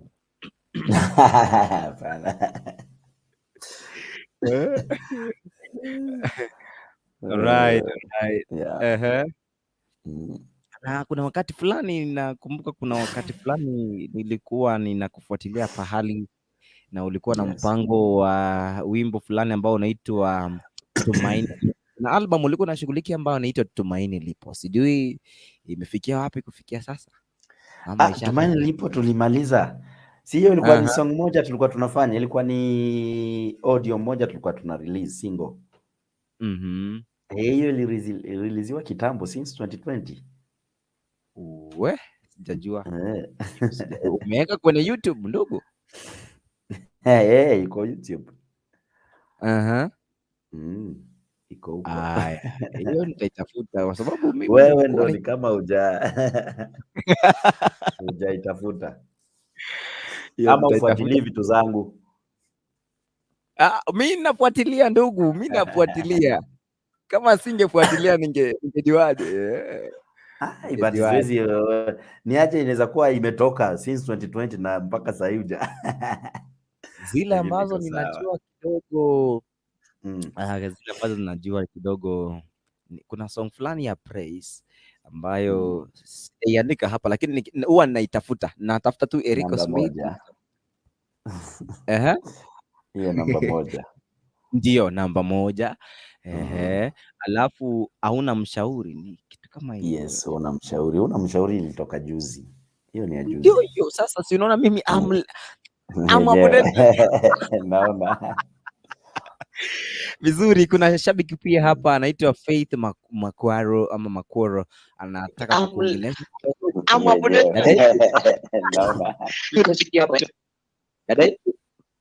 Jambo Faith. Jambo. Huyu mambo na mitambo kidogo imemkataa Eriko, hiyo tutusamea. Naona kwamba mitambo imemkataa pale. Na unajua kile ambacho mimi hunifurahisha ni kwamba nasikia kwamba wewe ni guitarist. Yes, mimi hucheza gitaa. Sasa si ungekuwa hapa Kisii unifuze, sijui mnakuwa gitaa. Na sijui mbona leo jameni, si ungeleta talanta kwa mtandao kidogo, hata upige tu hata kidogo, kama iko kwa nyumba tafadhali ambia huyo Jasuitat alete gitaa kidogo, tukuzie tu kidogo, tutafurahi tu tafadhali tu. Hawa ni kama wamelala, labda mimi ndo niende kuchukua. Wamelala wote. Kesho wanaenda job asubuhi. Okay. Hiyo tu tutaangalia tu next time ndugu yangu, next time hiyo tutaangalia. Itakuwa vizuri. Haya, sasa sisi baada ya kujua ndugu yetu Tumaini Lipo ishatoka, lakini kuna muujiza, na huu muujiza si watu wote wako nao. Na nasema tu hii ni neema tu ambayo si watu wote wako nayo, lakini yako ilikuwa ni special. Hata kama tuna neema, yako ilikuwa ni special.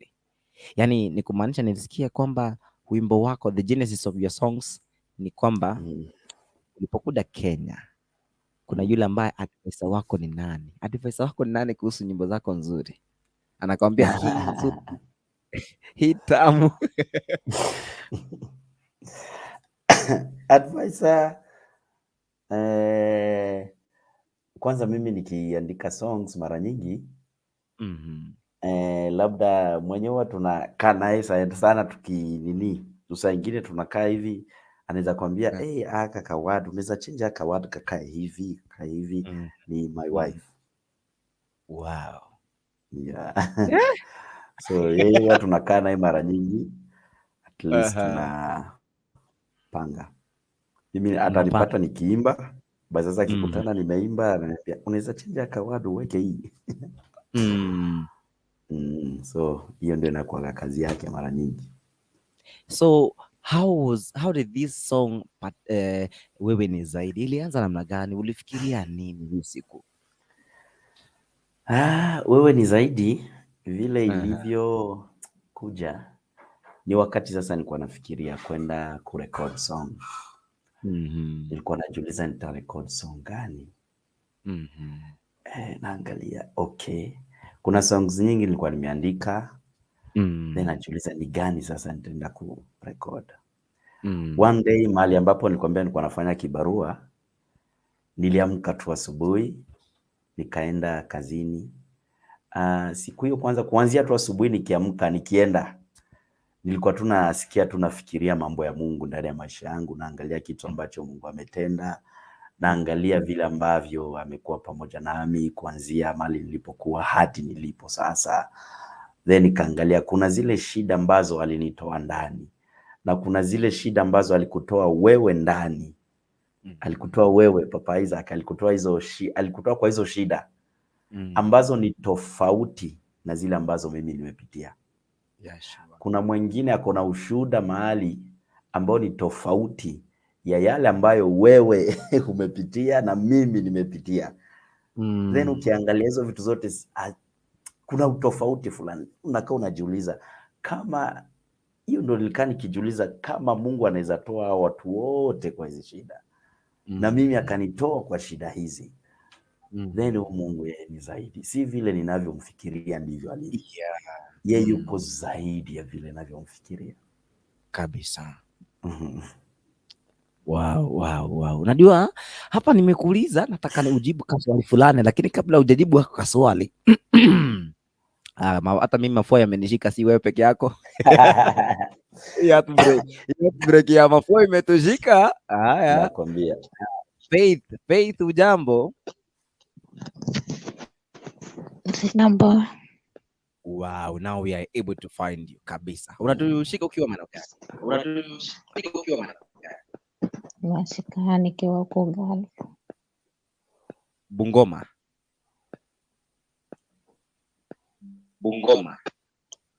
No, Saudi. Alright. Sasa kuna ndugu yetu hapa, unaweza kumuongelesha kidogo kama ni kuna ndugu yetu hapa, unaweza kumuongelesha kidogo kama ni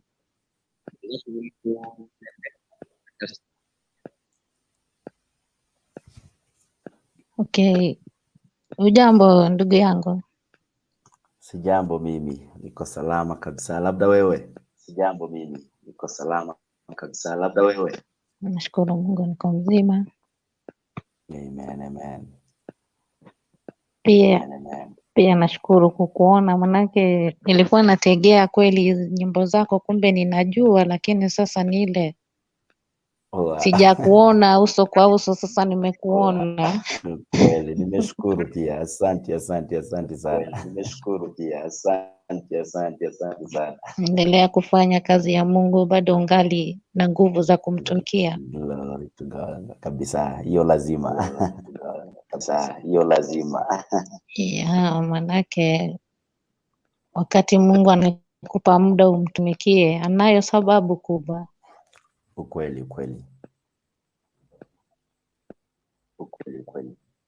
Yeah, ni vizuri hivyo kutubariki. Najua mtu akisikiza nyimbo ni moja ya mahubiri. True. Na katika kuimba ama katika mziki wa worship ama wimbo wowote ambao nao mtukuza Mungu, huwa mtu akiwa na shida unamponya tu, akiwa amezinzia unapata amechangamka kidogo, anajipa moyo, anasonga mbele. Glory to God. Sasa mbarikiwe sana. Ndio haya.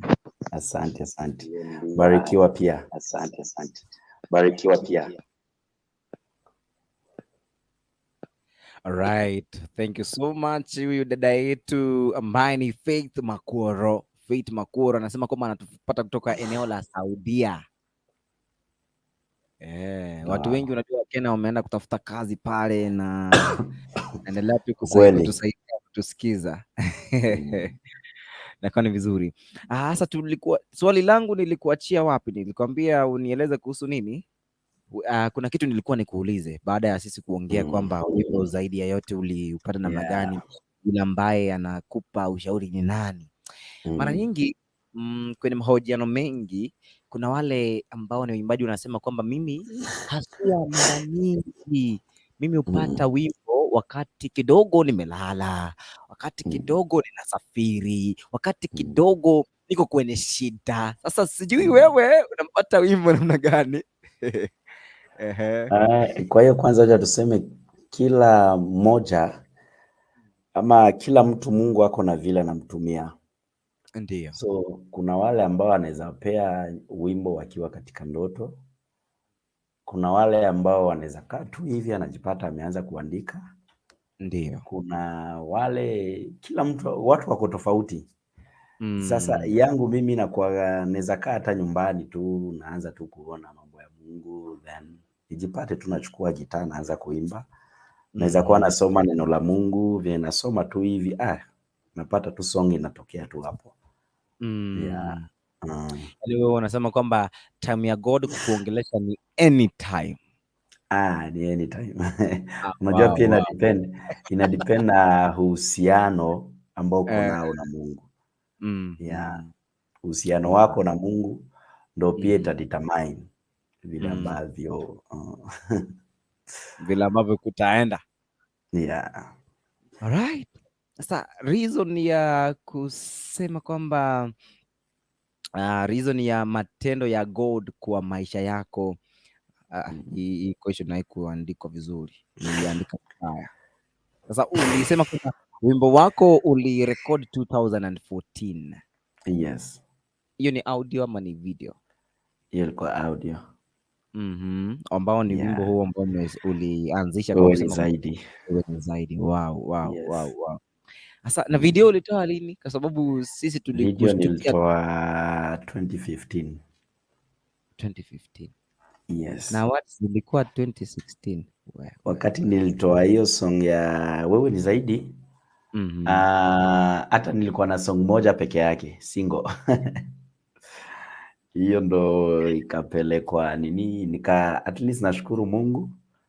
Kitu yenye siku hata nafikiria nikapata nominatiwa tu Groove Awards, vitu ambazo siku hata natarajia. Then tukakaa hivyo, at least najua tukiangalia, unaangalia how ni aje lifika. Unajua saa nyingine mimi ushangaa ni aje. Because it was just one song. Hauna wimbo ingine. By the way, hiyo song uliwahi penda kwa mtu akupeleke kwa studio akaireject? Hapana. Hakuna mahali naipeleka. Hata place yote nilipeleka. Naweza sema mahali nilipeleka si mahali kwingi sana. Because wengi walichukua kutoka YouTube. Huko ndo ilichukuliwa. Yeah. Ikaenda hivyo. Ikaenda tu viral hivyo. Yes. Wow. Alright. So how was that feeling by the way? Mara ya kwanza baraka ndo hizo. Kuchaguliwa ndo huko. Ni kama tu sasa uliitanisha tu. Ukasema ni neema. Saa nyingine unaangalia tu vitu zingine unasema hakuna kitu yenye mimi niko nayo ya maana yenyewe. Ni Mungu tu. Yeah, so siwezi jivuna kusema kuna kitu nilifanya ama no. Ni grace. Ni grace to God. Yeah. What was the reaction of your friends, your church? Ilikuwa namna gani?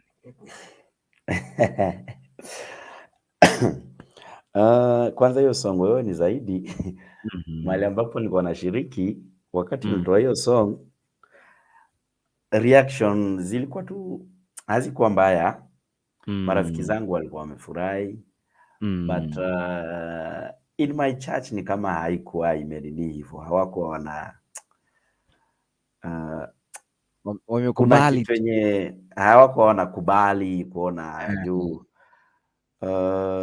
I remember nikipelekea my pastor nikamwambia kuna song nimefanya na ni hii na hii, hata ilikuwa tu audio, ilikuwa hata haijafanywa.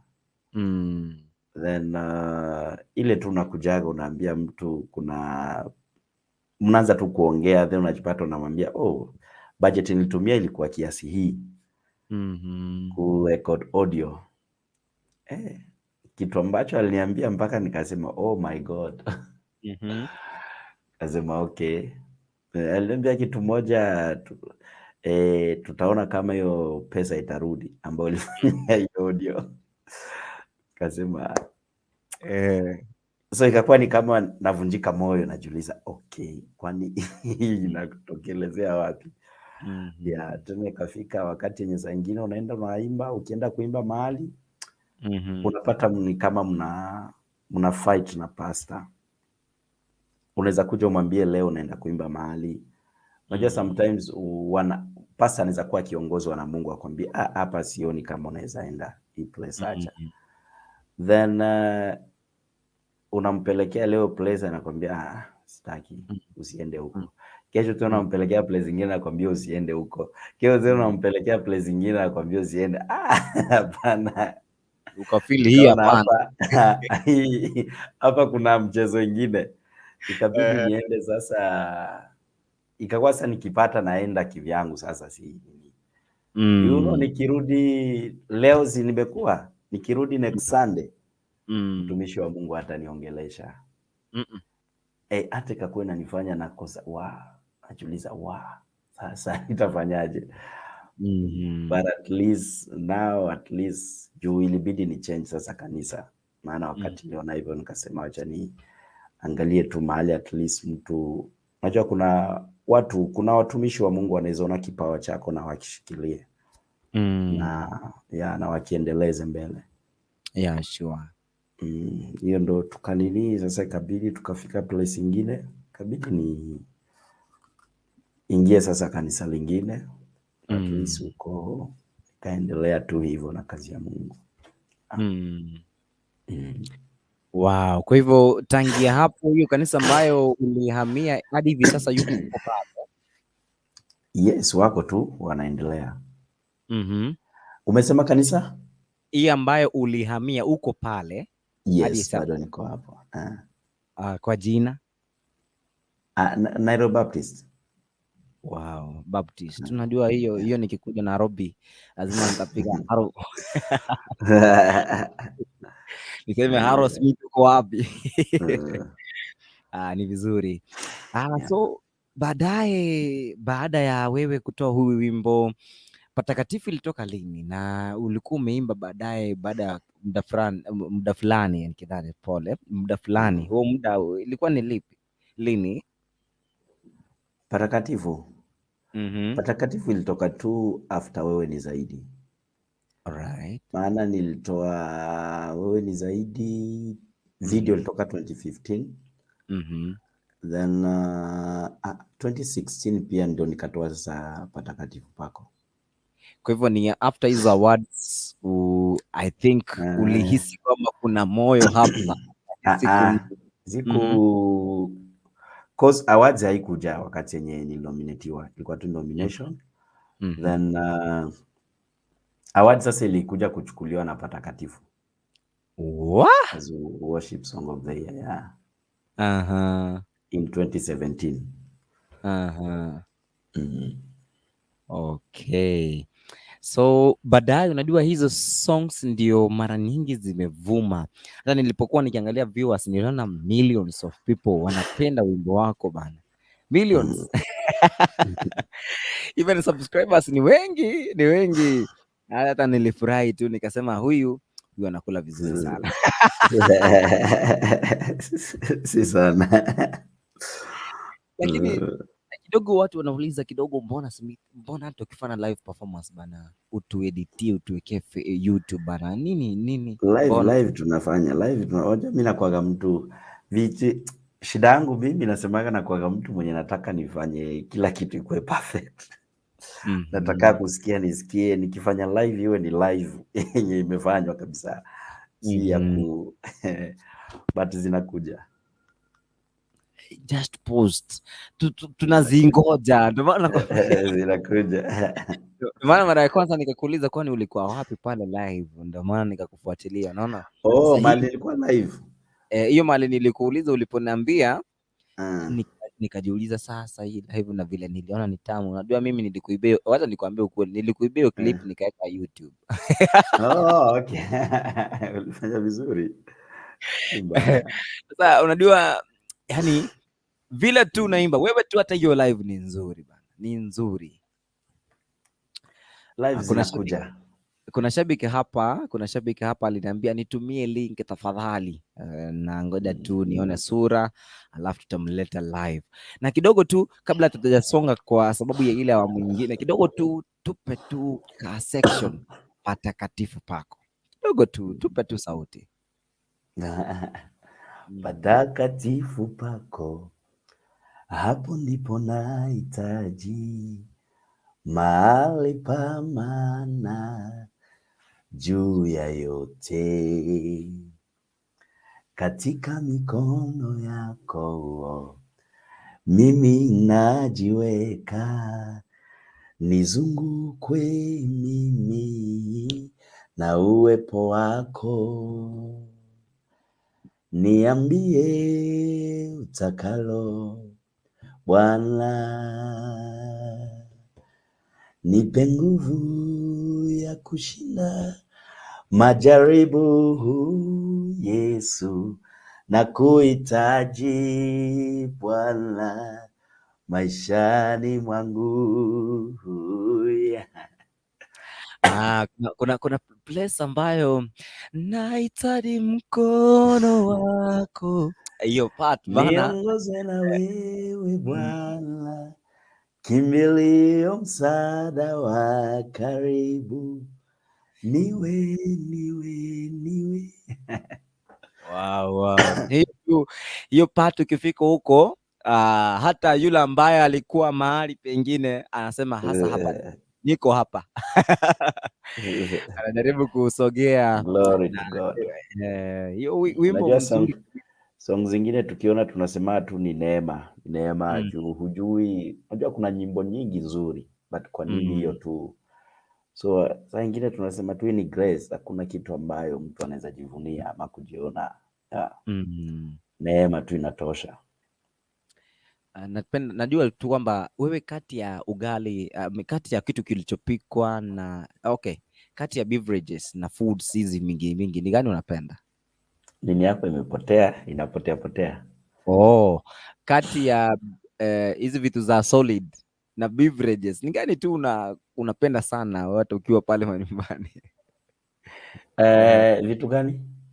Kati ya beverages na hizi chakula zingine, hizi manyama, ni gani tu unapenda hizo? Kati ya beverages na hizi vitu za solid, chakula za solid, ni gani tu unapenda? Chakula za solid?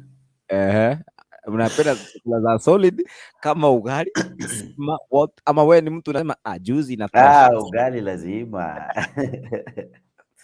Ugali lazima. Kwa hivyo beta ugali, samaki hapo Kwa hivyo ni umeanza kusema ile ambayo ni choice yako. Kidogo tu ukikuda Kisii utakupikia nini? Ukikuda Kisii utakupikia nini?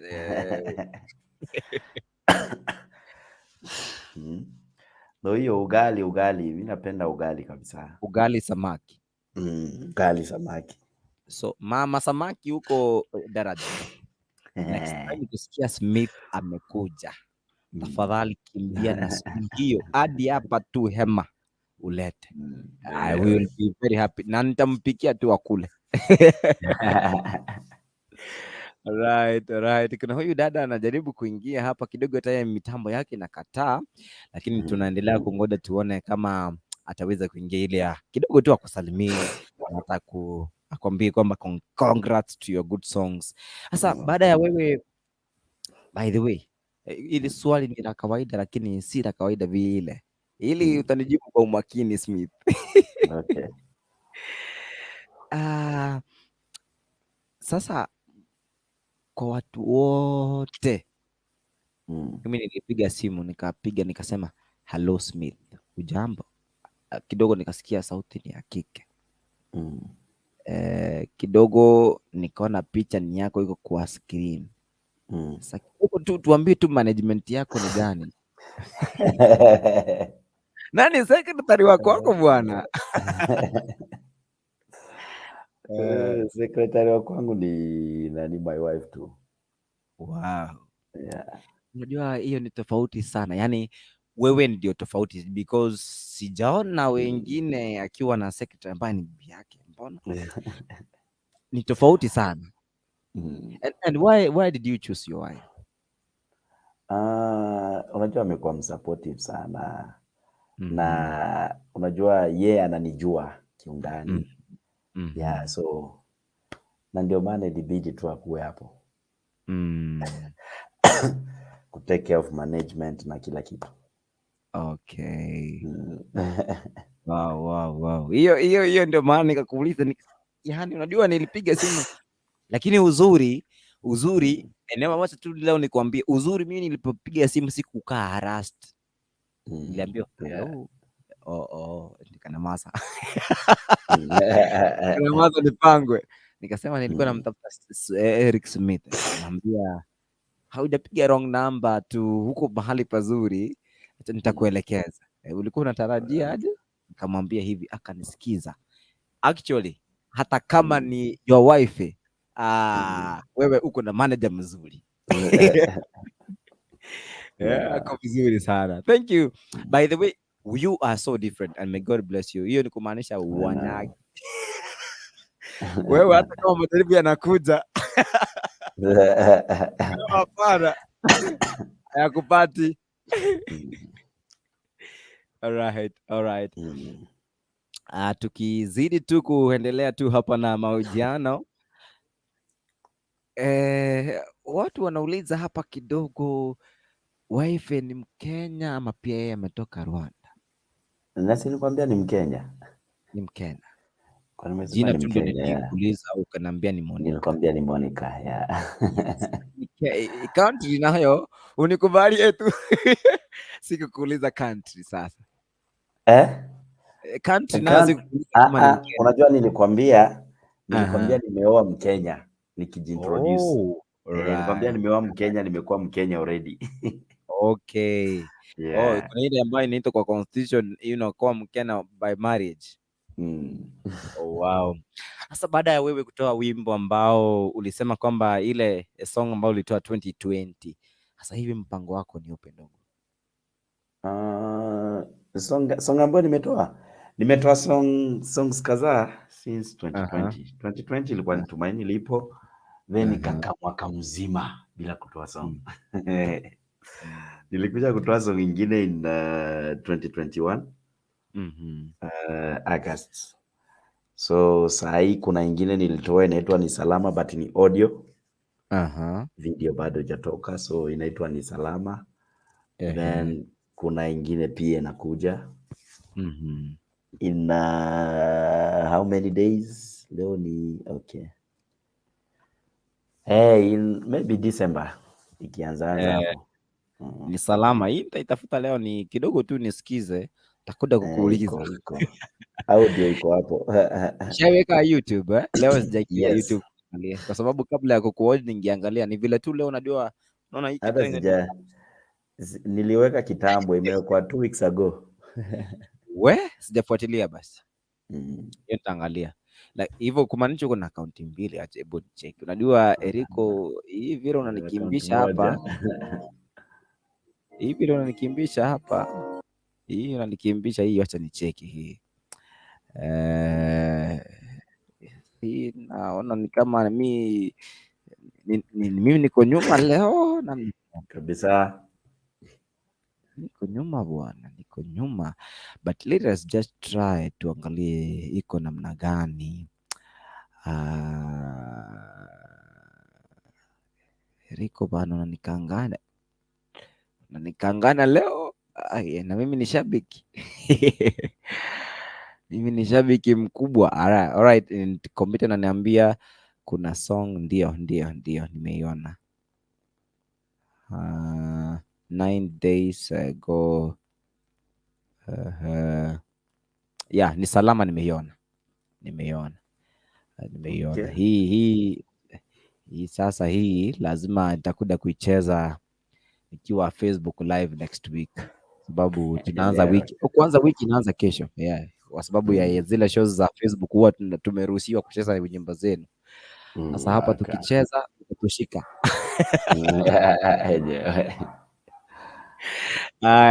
Mambo na copyright tunaelewa. Sasa mpango wako umesema kwamba December tungoje wimbo mwingine. December kuna wimbo mwingine nakuja. Okay. Kuna wimbo mwingine unakuja. Maybe kuna title kidogo, wale watu wa Moshana tuendelea kupromotion. Title bado. But inakuja. God tu analeta breakthrough, tutaelewa hiyo, utatuambia. Na maybe ukiwa na uwezekano wewe tu tuambie nimetoa wimbo, if you can have me for an interview, tutakuleta tu, hatuna shida hapa tu, tunakupenda, wajua. Kweli. Yeah, naona tu huyu dada ameingia. Felda, unanipata? Felda, ujambo?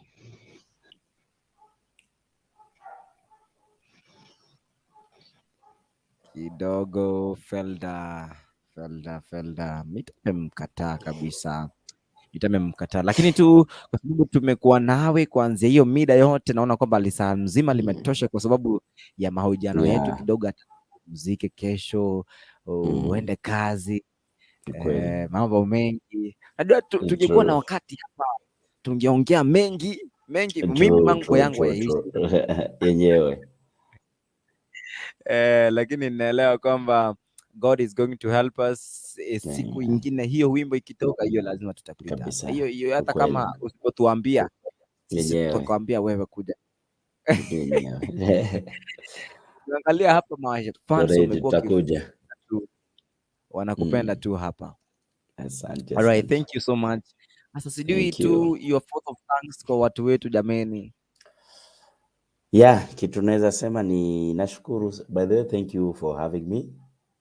Nimeshukuru sana kukutana na watu wa mtandaoni na pia watu wa Kisii. Nashukuru sana tena sana. Nimeshukuru sana, maana ukiona au mafans ndo at least ndo wanakufikisha mahali ulipo. Bila mafans sometimes unaangalia hakuna kitu inaendeka. But we thank God, maana kupitia kile ambacho Mungu ameweka ndani ya maisha yetu, ukisikia kinagusa watu huko nje, unashukuru tu Mungu. Unasema mimi ni nani? Mimi si kitu, lakini Mungu tu ananitumia tu yenye anataka. So nikiona mara nyingi mambo yanafanyika, nasema tu asante Yesu. Thank you Jesus. For this. Na nimeshukuru sana kwa kuwa pamoja nami mahali hapa, na nimeshukuru sana kwa wale ambao wametegea na wale ambao tumekuwa nao wakati huu wote ambao tumekuwa tukizungumza mahali hapa. Nimeshukuru sana. Watu wa Kisii nawapenda sana, na tutakuja. Kuna wakati nilikuwa Kisii, sijui ilikuwa 2017 ama 2018. Kuna wakati nilikuja Kisii. Ulikuja Deliverance Church? Haikuwa Deliverance. Kuna mwimbaji alikuwa ameorganize event, hata nasahau jina ya nani. Alikuwa ameorganize event. Sasa ndo nikaalikwa huko. Huko nimetembea, but tena tutakuja sasa. Sasa wewe jiandae, ikifika ukishatoa wimbo huo, safiri Kisii. Hata mimi nikuguze na kuguza kwa kichwa, nasema huyu ndio Erick Smith. Kweli. Let's just pray Mungu tutusaidie wakati huo tupatane, and then ukitoka hapa utatoka bure. Hiyo ni promise. Hautatoka hapa bure. Ndizi ziko mafans utawapata hapa kwa barabara na mmoja. Yenyewe. Anyway, we are as well. Nimeshukuru sana. Hata sisi tu we are so grateful sana huku. Kisii nawapenda sana. Kwanza itabidi nitafute at least niweke hata kikizi kidogo kwa song moja. Weka. Ama kama unataka korabo ya kuongea, unileta kwa korabo ya kuongea. Mimi nitakuwa kwa hiyo korabo ya kuongea hapo mbele. Anyway, pia sisi kwa Kisii Hot TV we are very much thankful. Asante kwa kuchukua muda wako. Najua sasa hivi ulikuwa ule usiku mzuri, lakini sasa ukasema usingize kidogo leo chache, nitengee watu wetu wa Kisii kidogo tu wanione, hata wale wa Saudi Arabia wanipokee, itakuwa ni vizuri. True. So we are very much grateful na Mungu akubarikie sana. Nimeshukuru sana. Kwanza hope watu wa Kisii wamenisikiza sana. Wame subscribe kwa skiza zangu, skiza tune. Hiyo you can just talk on the same. Okay. Yes, kuna skiza codes mtu yote akitaka ya Wewe ni Zaidi. Anaweza tu SMS. Ingia kwa SMS, then andika the word skiza, weka space, then weka hii code ambayo ni 71 88 73 4 71 88 73 4. Skiza, then weka space, uandike 71 88 73 4, then unatuma kwa 811. Hiyo ni yes, hiyo ni ya Wewe ni Zaidi. Hiyo ni ya Wewe ni Zaidi. Kwa wale ambao wanapenda patakatifu pako, nayo pia kuna skiza code. Skiza code yake ni unaingia tu kwa SMS, andika the word skiza, weka space, code ni 7246970. Skiza space 7246970. Oh, good. Yes. All right. Unatuma kwa 811. Unatuma kwa 811. It's okay. Yes. Kwa wale ambao mmefuatilia pale, ndugu, subscribe kwa Zizi songs zake ni tamu sana. Yani kwanza si tamu, zina upako fulani. Kabisa. Hapo ndo wanatusupport. Wanatusupport na tutashukuru sana kwa support yenu. Because kama mnataka wimbo utoke December, hawezi enda pale bila kupata pesa. Na ukitaka mambo muziki mzuri lazima aende kwa producer mzuri, na huyo producer mzuri anataka pesa nyingi.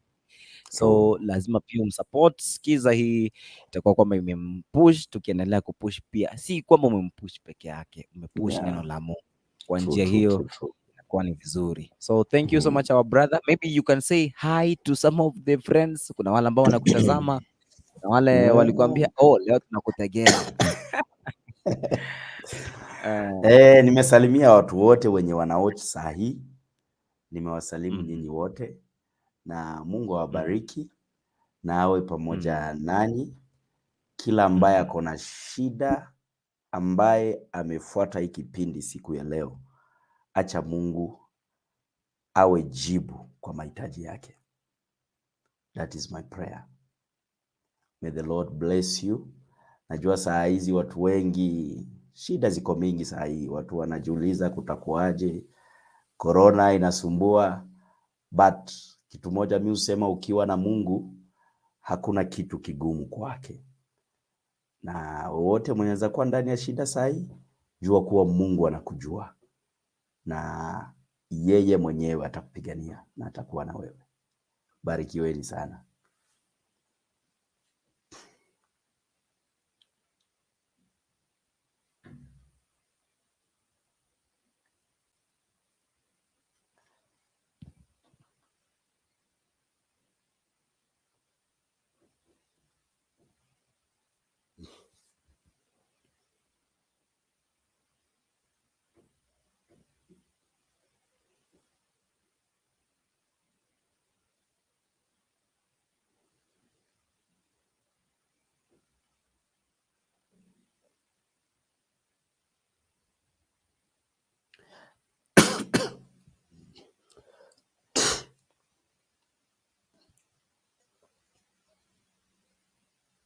Mitambo yetu Eriko, pole, mitambo yetu pia imetuletea Nimeona mko umepotea kabisa. Tulikuwa tumeenda kwa giza, sasa tuliwacha kwa giza, lakini pole. Tumerejea kidogo. ulikuwa unaendelea na kuwasalimia wote. Yes, tumesema Mungu awabariki. Na nimesema asante kwa wale wote ambao wamewatch siku ya leo, na kwa yule ambaye anaweza kuwa na shida, jua kuwa Mungu anakujua na Mungu hatakuacha. Yuko na wewe na mkono wake utaendelea kuwa juu yako. Kwa hiyo usiogope, wewe mtegemee tu Mungu. Najua saa hizi wengi wanapitia shida mbalimbali, mambo mingi sana, COVID imeharibu mambo mingi, lakini Mungu anaendelea tu kutujali, maana bila huu Mungu hatungekuwa sahihi. So kitu moja mimi nawaambia tu, endelea kumtegemea Mungu na ujue Mungu anakupenda. Kila ambaye anaoch mahali hapa, jua kuwa Mungu hatakuacha. Yeah, Mungu yuko na wewe. Wow, a powerful message kwa watu wetu. Powerful message. Hiyo tungeweka sikiza tune, lakini vile hatuko na wakati huo, lakini maybe nisome jumbe kabla sisi hatujamaliza. Anawaombea mema nyote mgeni karibu mara tena. Hicho ni Kiarabu, na wapenda waimbaji, siku moja nami nitakuwa mwimbaji. Pia amesema kwamba soda yangu utaipata nikija Kenya. Alright. Actually huyu dada yetu kwa pale Arabia vile nilikueleza hapo awali. Anasema kwamba atatupa. Naona kuna dada fulani pia hapa kabla hatujafunga, na angependa tu kusalimia kidogo. Huyu ndiye alisema kwamba alikuwa na Kitengela. Ni Kitengela alisema. Tueleze tu. Yes, Mary, ukoje? Hello, mambo. Poa sana. Hello. Unanisikia? Wewe ndio uliona Erick Kitengela akiwa live? Mimi ndio nilimuona live. Najua hujai muona.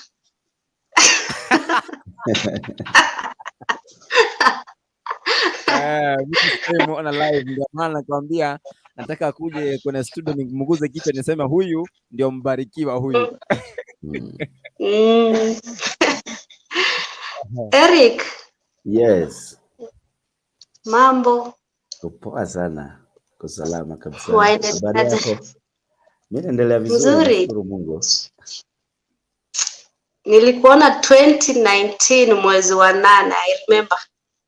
Wow, okay. Yeah. Kitengela. Si Kitengela. Kajiado. Oh yeah. You ya Mount Zion. Oh, you remember? Okay. Yeah. Happy to see you again in a Kisi Hot TV. Amen. Tumefurahia sana kukusikia na kukuona pia. Asante. Yeah. Baba Isaac. Yes. How are you? I'm good. Acha nikusalimie pia, usikasirike. Mimi yani kila mtu mimi kuridhika nacho ni kwamba mgeni nilimleta leo, yani mashabiki mmemkaribisha kwa njia ile nzuri, na hata yeye ameridhika kidogo, sio Eriko? Kabisa. Ndio hiyo nilikuwa nakusudia. Mimi sitaki kuridhika, nataka yule aliyeletwa hapa aridhike. We hope amefurahia kuongea na Wakisii. Nimefurahia sana. Nimefurahia kabisa. Ungekuwa Kisii ungeenda na vitu mingi, lakini sasa tutakukaribisha sasa officially. Kabisa. Uende na mandizi, avocado, miwa. Hizo ndizi lazima nichukue. Yeah. All right. Thank you Maureen Maria. Thank you so much. Mungu akubarikie pia wewe. Yeah, thanks for joining me pia. All right. Huyo anaitwa Maria. Sasa umeona Maria hapa. Mimi mara nyingi namzoea kumuita Mary. Nimezoea kumuita kama shabiki wetu. So thank you so much. Mimi kwa niaba yangu tu na producer, nilipoongea na director, by the way, aliniambia nikupe salamu. Director wetu anaitwa Rogers Agishana, alisema kwamba hiyo poster ilitengeneza hiyo the very day your wife alinipea okay, The very day tulitengeneza poster. Hiyo jioni. Sasa asubuhi ilipotoka tukaituma. So we are happy to host you. And by the way, tulikuwa tunashangaa. Thank you so much. Lakini Smith anaweza kuja lakini unajua mimi nimetoka kwa harusi kwa sababu tulikuwa tunasindikiza kazeni yetu tukampeleka kule kwa harusi. Mimi kukimbia kule kwa studio hata walishangaa kwani huyu kijana leo akai hapa alale na pamoja na bi harusi. Sasa kidogo tu nikasema mimi nitawafikisha hapa kidogo nirudi. Nikakimbia hapa nikasema Mungu tu atusaidie. Stima ilikuwa inatusumbua na mitambo lakini pia ukaona hali ya network ilikuwa inasukuma kwamba tusikuwe na show lakini Mungu akaleta breakthrough yake. Lakini kwa hiyo we are very much grateful and welcome again to Kisii Hot TV. Thank you so much for having me. I'm humbled. Yeah. Sasa hatuna la ziada. Kama ni namba ya simu nikitumiwa kitu utapata. Sawa. These are good people. Actually, anaweza sema I want to bless my brother, itakuwa ni vizuri. You just receive it. So much. Nitashukuru sana. Na wasikose sikiza, wasikose kusubscribe na pia YouTube wa subscribe Kisii. Wacha watu wa Kisii wa subscribe huko YouTube. Facebook Erick, pia enda like. Wacha kwanza niwasomee hiyo ya unajiita anaitwa Erick Smith. Na ile wimbo ambayo iko pale ni ile akitembea na gitaa, wimbo wa kwanza wa Zaidi ya yote. Wewe ni Zaidi. Wewe ni Zaidi ndio wimbo. Ukiingia pale hivyo unacheza huo wimbo, una like hiyo video, halafu na subscribe immediately, inakuwa kwamba ndugu yetu umempromote kwa njia hiyo. Na vile alivyosema skiza, unaenda kwa messages sio? Yes. Unaweka skiza, unaweka code 7246970 unatuma kwa 811. Wanaandika skiza then wanaweka space kisha code. Good. Hiyo nyingine pia ni skiza space 7188734 unatuma kwa 811. Hiyo ni wewe ni Zaidi kwa wale ambao wanapenda. Yes, wewe ni Zaidi ndio hiyo ya 7188734, hiyo ndio code. Na hiyo ya patakatifu pako ni SMS skiza space 7246970 unatuma kwa 811. Itakuwa ni vizuri. Yes, nitashukuru sana. Brother, thank you and have a blessed night. Asante, nimeshukuru sana na nyinyi pia mbarikiwe. Sijui kama nyinyi mnaendelea na kazi bado? Kazi hata mimi naona kwamba tunafunga mwendo wa saa 5 pale. Sawa. Haya. Barikiweni sana. Nimeshukuru sana by the way. Thank you for having me. Wacha Kiss Hot TV. Yes. Iendelee Kenya mzima. Amen. Yes, hiyo lazima iende Kenya mzima. Ikiingia kwa Star Times kidogo watu tutaona ya bundles sasa. Kabisa. Itakuwa ni vizuri. Mungu akubarikie, kuwa na usiku mwema, usiku mtulivu. Yaani salimia wife. Unajua alinikaribisha hata mimi nikafeel like mimi by the way very soon nikioa hata bibi yangu atakuwa ni yeye ana operate kile. Good night my brother, God bless you. Amen. Thank you. Amen. Huyu amekuwa ni Erick Smith ambaye tumekuwa tukiongea na yeye, yani amekuwa ni wa baraka siku ya leo. Thank you so much. Sijui umempokea kwa njia gani.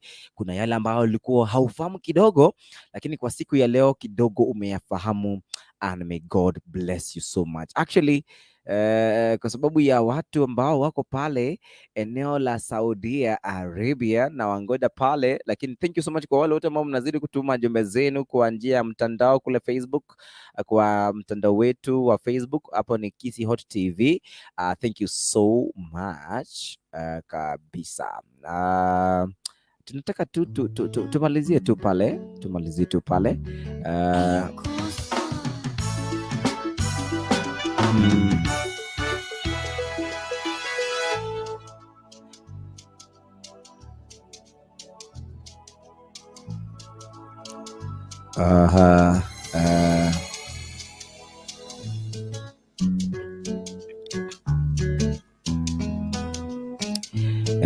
Felda amekuja baada ya ndugu yetu kuenda, lakini sijui kama anaweza nipata. Felda, ujambo? Hello Felda. Felda Joseph, ukoje?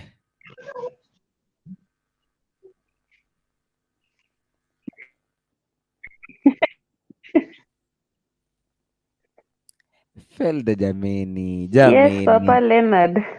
Ukoje? Yes, Papa Leonard. Uko namna gani? Na kusikia. Uko poa?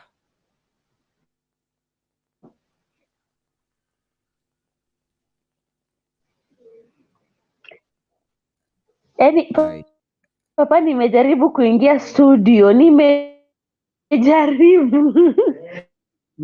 Imekataa kabisa. Haikunialau, lakini thank God sasa nimeingia. Alright. Unajua mtumishi hawezi kuja hapa kwa studio alafu Niko poa. Nilitamani mtumishi hawezi kuja sana kuongea na Erick Smith. Ulitamani kuongea na yeye? Sasa sijui kama ashalala, tutaelewa kama atakuwa hajalala, lakini ndio mwaga. Sijui kama atakuwa amehang pale. Kakataa. Lakini uzuri chamno tu umemwelewa tu alivyosema, na sauti tu ni nzuri. Sijui ni network kama ni sijui. Right, lakini uko mzima?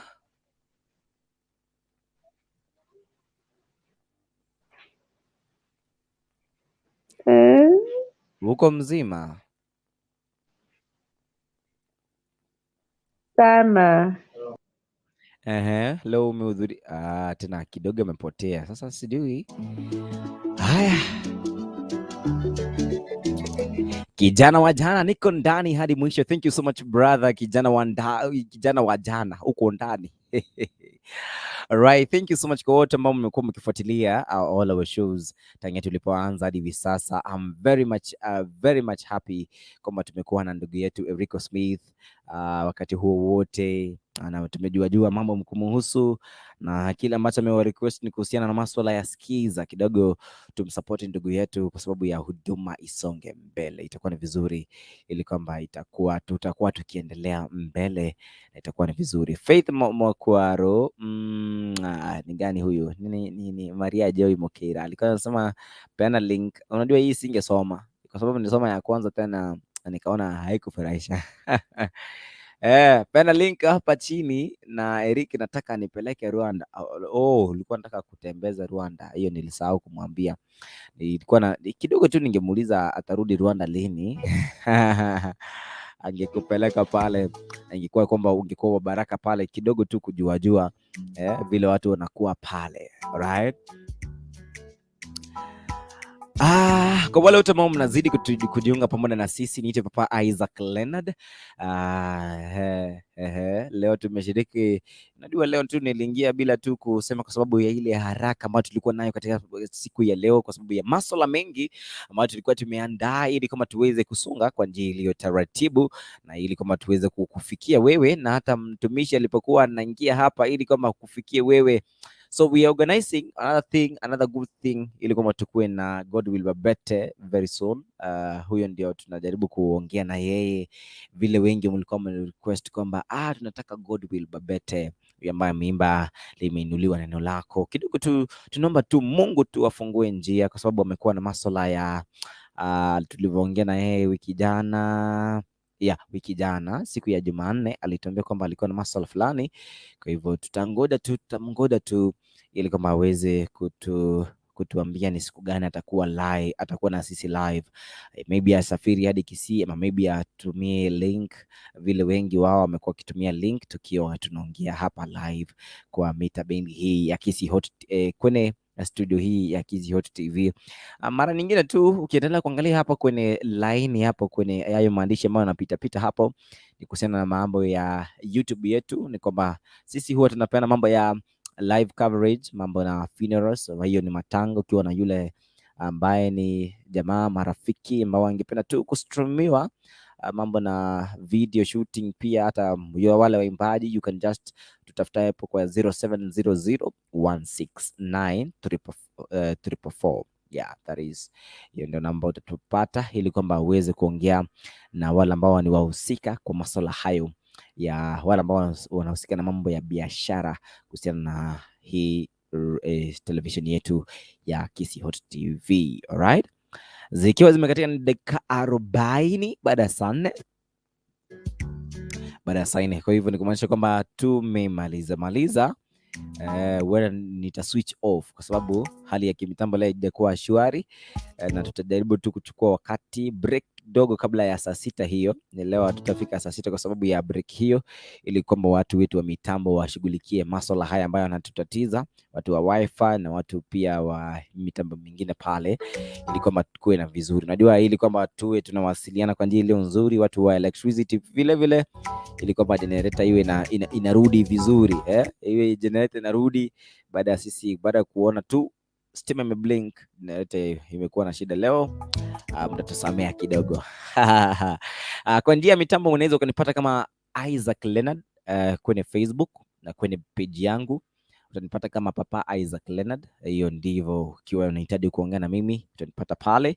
Tuko na page ya Team Sifa ambacho ni kikundi cha kusupport masuala haya ya programu yetu, na tutakuwa tunakuletea mambo mengi ya live, mambo ya live. Kutakuwa na worship experiences ambazo huenda tutazipanga. Maybe tutaanzia na hapa loko, na baadaye tutaita watu kama Erick Smith hivi, baada ya nini kusema kwamba huyo Erick Smith wacha kuja tufanyie worship experience. Itakuwa ni vizuri kwa sababu hatuwezi mleta mtu wetu hapa Kisii bila kumsupport in one way or the other. Mambo na fare, mambo na chakula, mambo na mahali ataishi, itakuwa ni vizuri, right? So we are planning on that so that next time kuna ile group ambayo inaitwa kuna group fulani pia ambayo mwaka ukianza hivi tutaileta, ambayo ni about stories and all that. Inafana such kind mambo ya live worship. Kidogo tu nimesahau jina, lakini I'll get to find that name tu saa hii, because I know that group ni group very very wonderful. Inafana mambo vizuri, sana, and I'm very happy kwa sababu tuliongea na wao and they promised kwamba tutapatana hapa wakati mwingine. Inaitwa Stories and Songs. That group is a very nice group. Tutakuwa tunaungana nayo mwaka kesho, because tuko na wiki chache tumalize. Tuko na only 22 days, some 22 days. Felda, unanipata?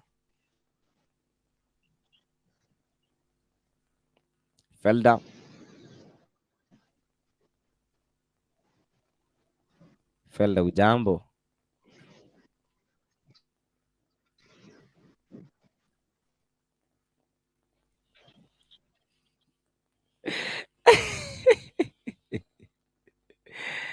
Kijana wajana anasema kwamba eka mafuta bana, uko poa. Thank you so much. Unajua kuambiwa you are smart today si rahisi. As well tunaambiwa hapa na Steve Mwaniki anasema kwamba niko ndani vizuri. Thank you so much. Huyu wa mwisho nikimalizia pale, Felda Joseph. Jambo. Vizuri, nimekupata sasa. Sasa tuambie, leo umeshiriki kanisa gani siku ya leo? Akelafi kiingia tu lafi nazima. Haizimi, ninakuona tu. Niendeleshe tu.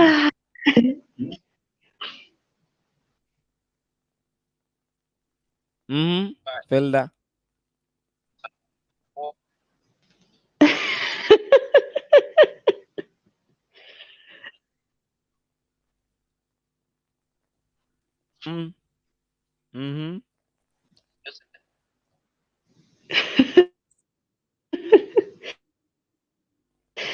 Aki leo utanicheka Felda. Haya, tutaongea tu baadaye, lakini kabla ya kumaliza tu niweze kusema tu shukrani zote kwa watu ambao tumeweza kushirikiana kwa pamoja. Leo tutamaliza show nilivyokuambia kwamba tutamaliza mapema na haraka kwa sababu ya wakati wetu na masuala ya technical problem. Kama tungekuwa na Erick Smith amekuwa jirani hapa, angetusaidia hii shughuli hapa inatusumbua. Lakini tuseme nini? Neema ya Bwana tu imetosha. Thank you so much kwa wote ambao mmekuwa mkishirikiana na sisi tangia tulipoanza mwindi wa saa 2 pale, tukakuwa na Pastor Jeremiah na Bende, ukakuleta neno la Bwana, watu wa Mungu wakabarikiwa hadi hivi sasa ambapo tunataka tumalize ili kwamba mambo fulani yaweze kushughulikiwa katika wakati kama huu. Pole sana kwa sababu ya mitambo ambayo ilituharibikia wakati ambapo tulikuwa hapa, na tunapoondoka sasa tunaahidi kwamba hiyo kesho mambo yatakuwa mazuri. Mambo yatakuwa mazuri kabisa. Yeah. So kuna huyu ndugu ananiambia ni Zaidi, ndugu ananiambia kwamba anaendelea kushughulikia mitambo, ananiambia kwamba ni Zaidi, sijui Kisi Hot TV. Dada mkubwa, hujambo?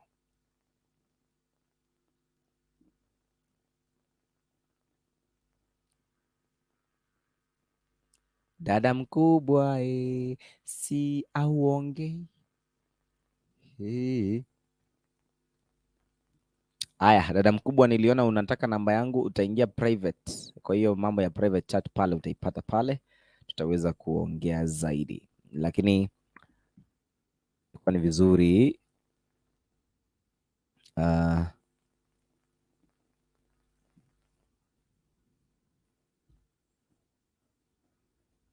kwa ni vizuri. Right, you wa Kisi Hot namna gani? Dada mkubwa. Dada mkubwa jameni. Dada mkubwa. Sawa. Felda, tena nimekuongeza hapa. Felda.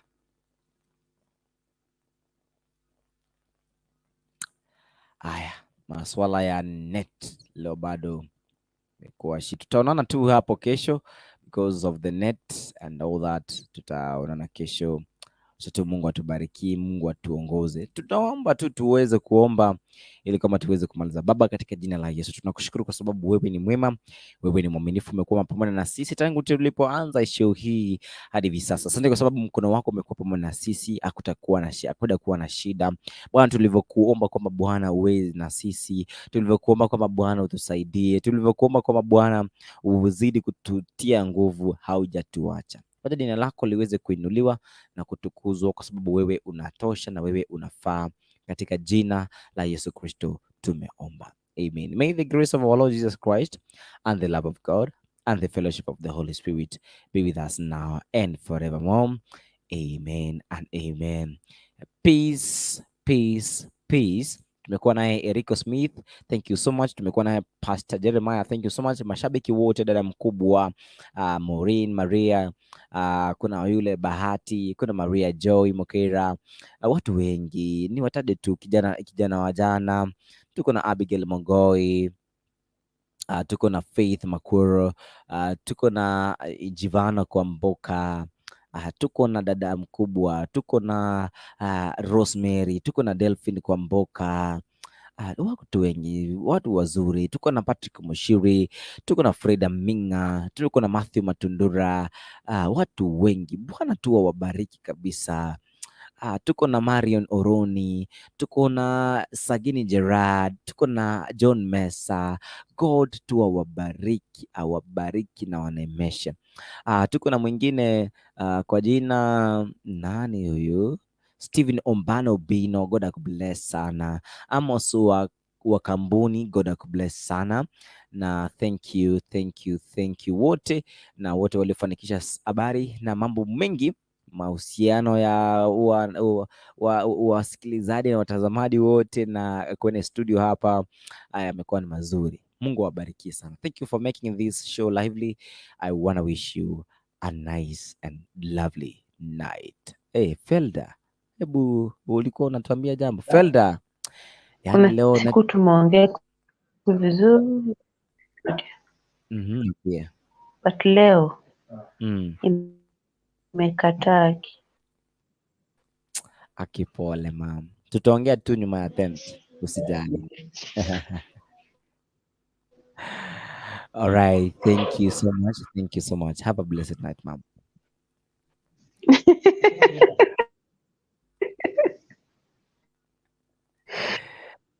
Sawa sawa. Aya, kufikia hapo sina la ziada. Good night all of you. Good night.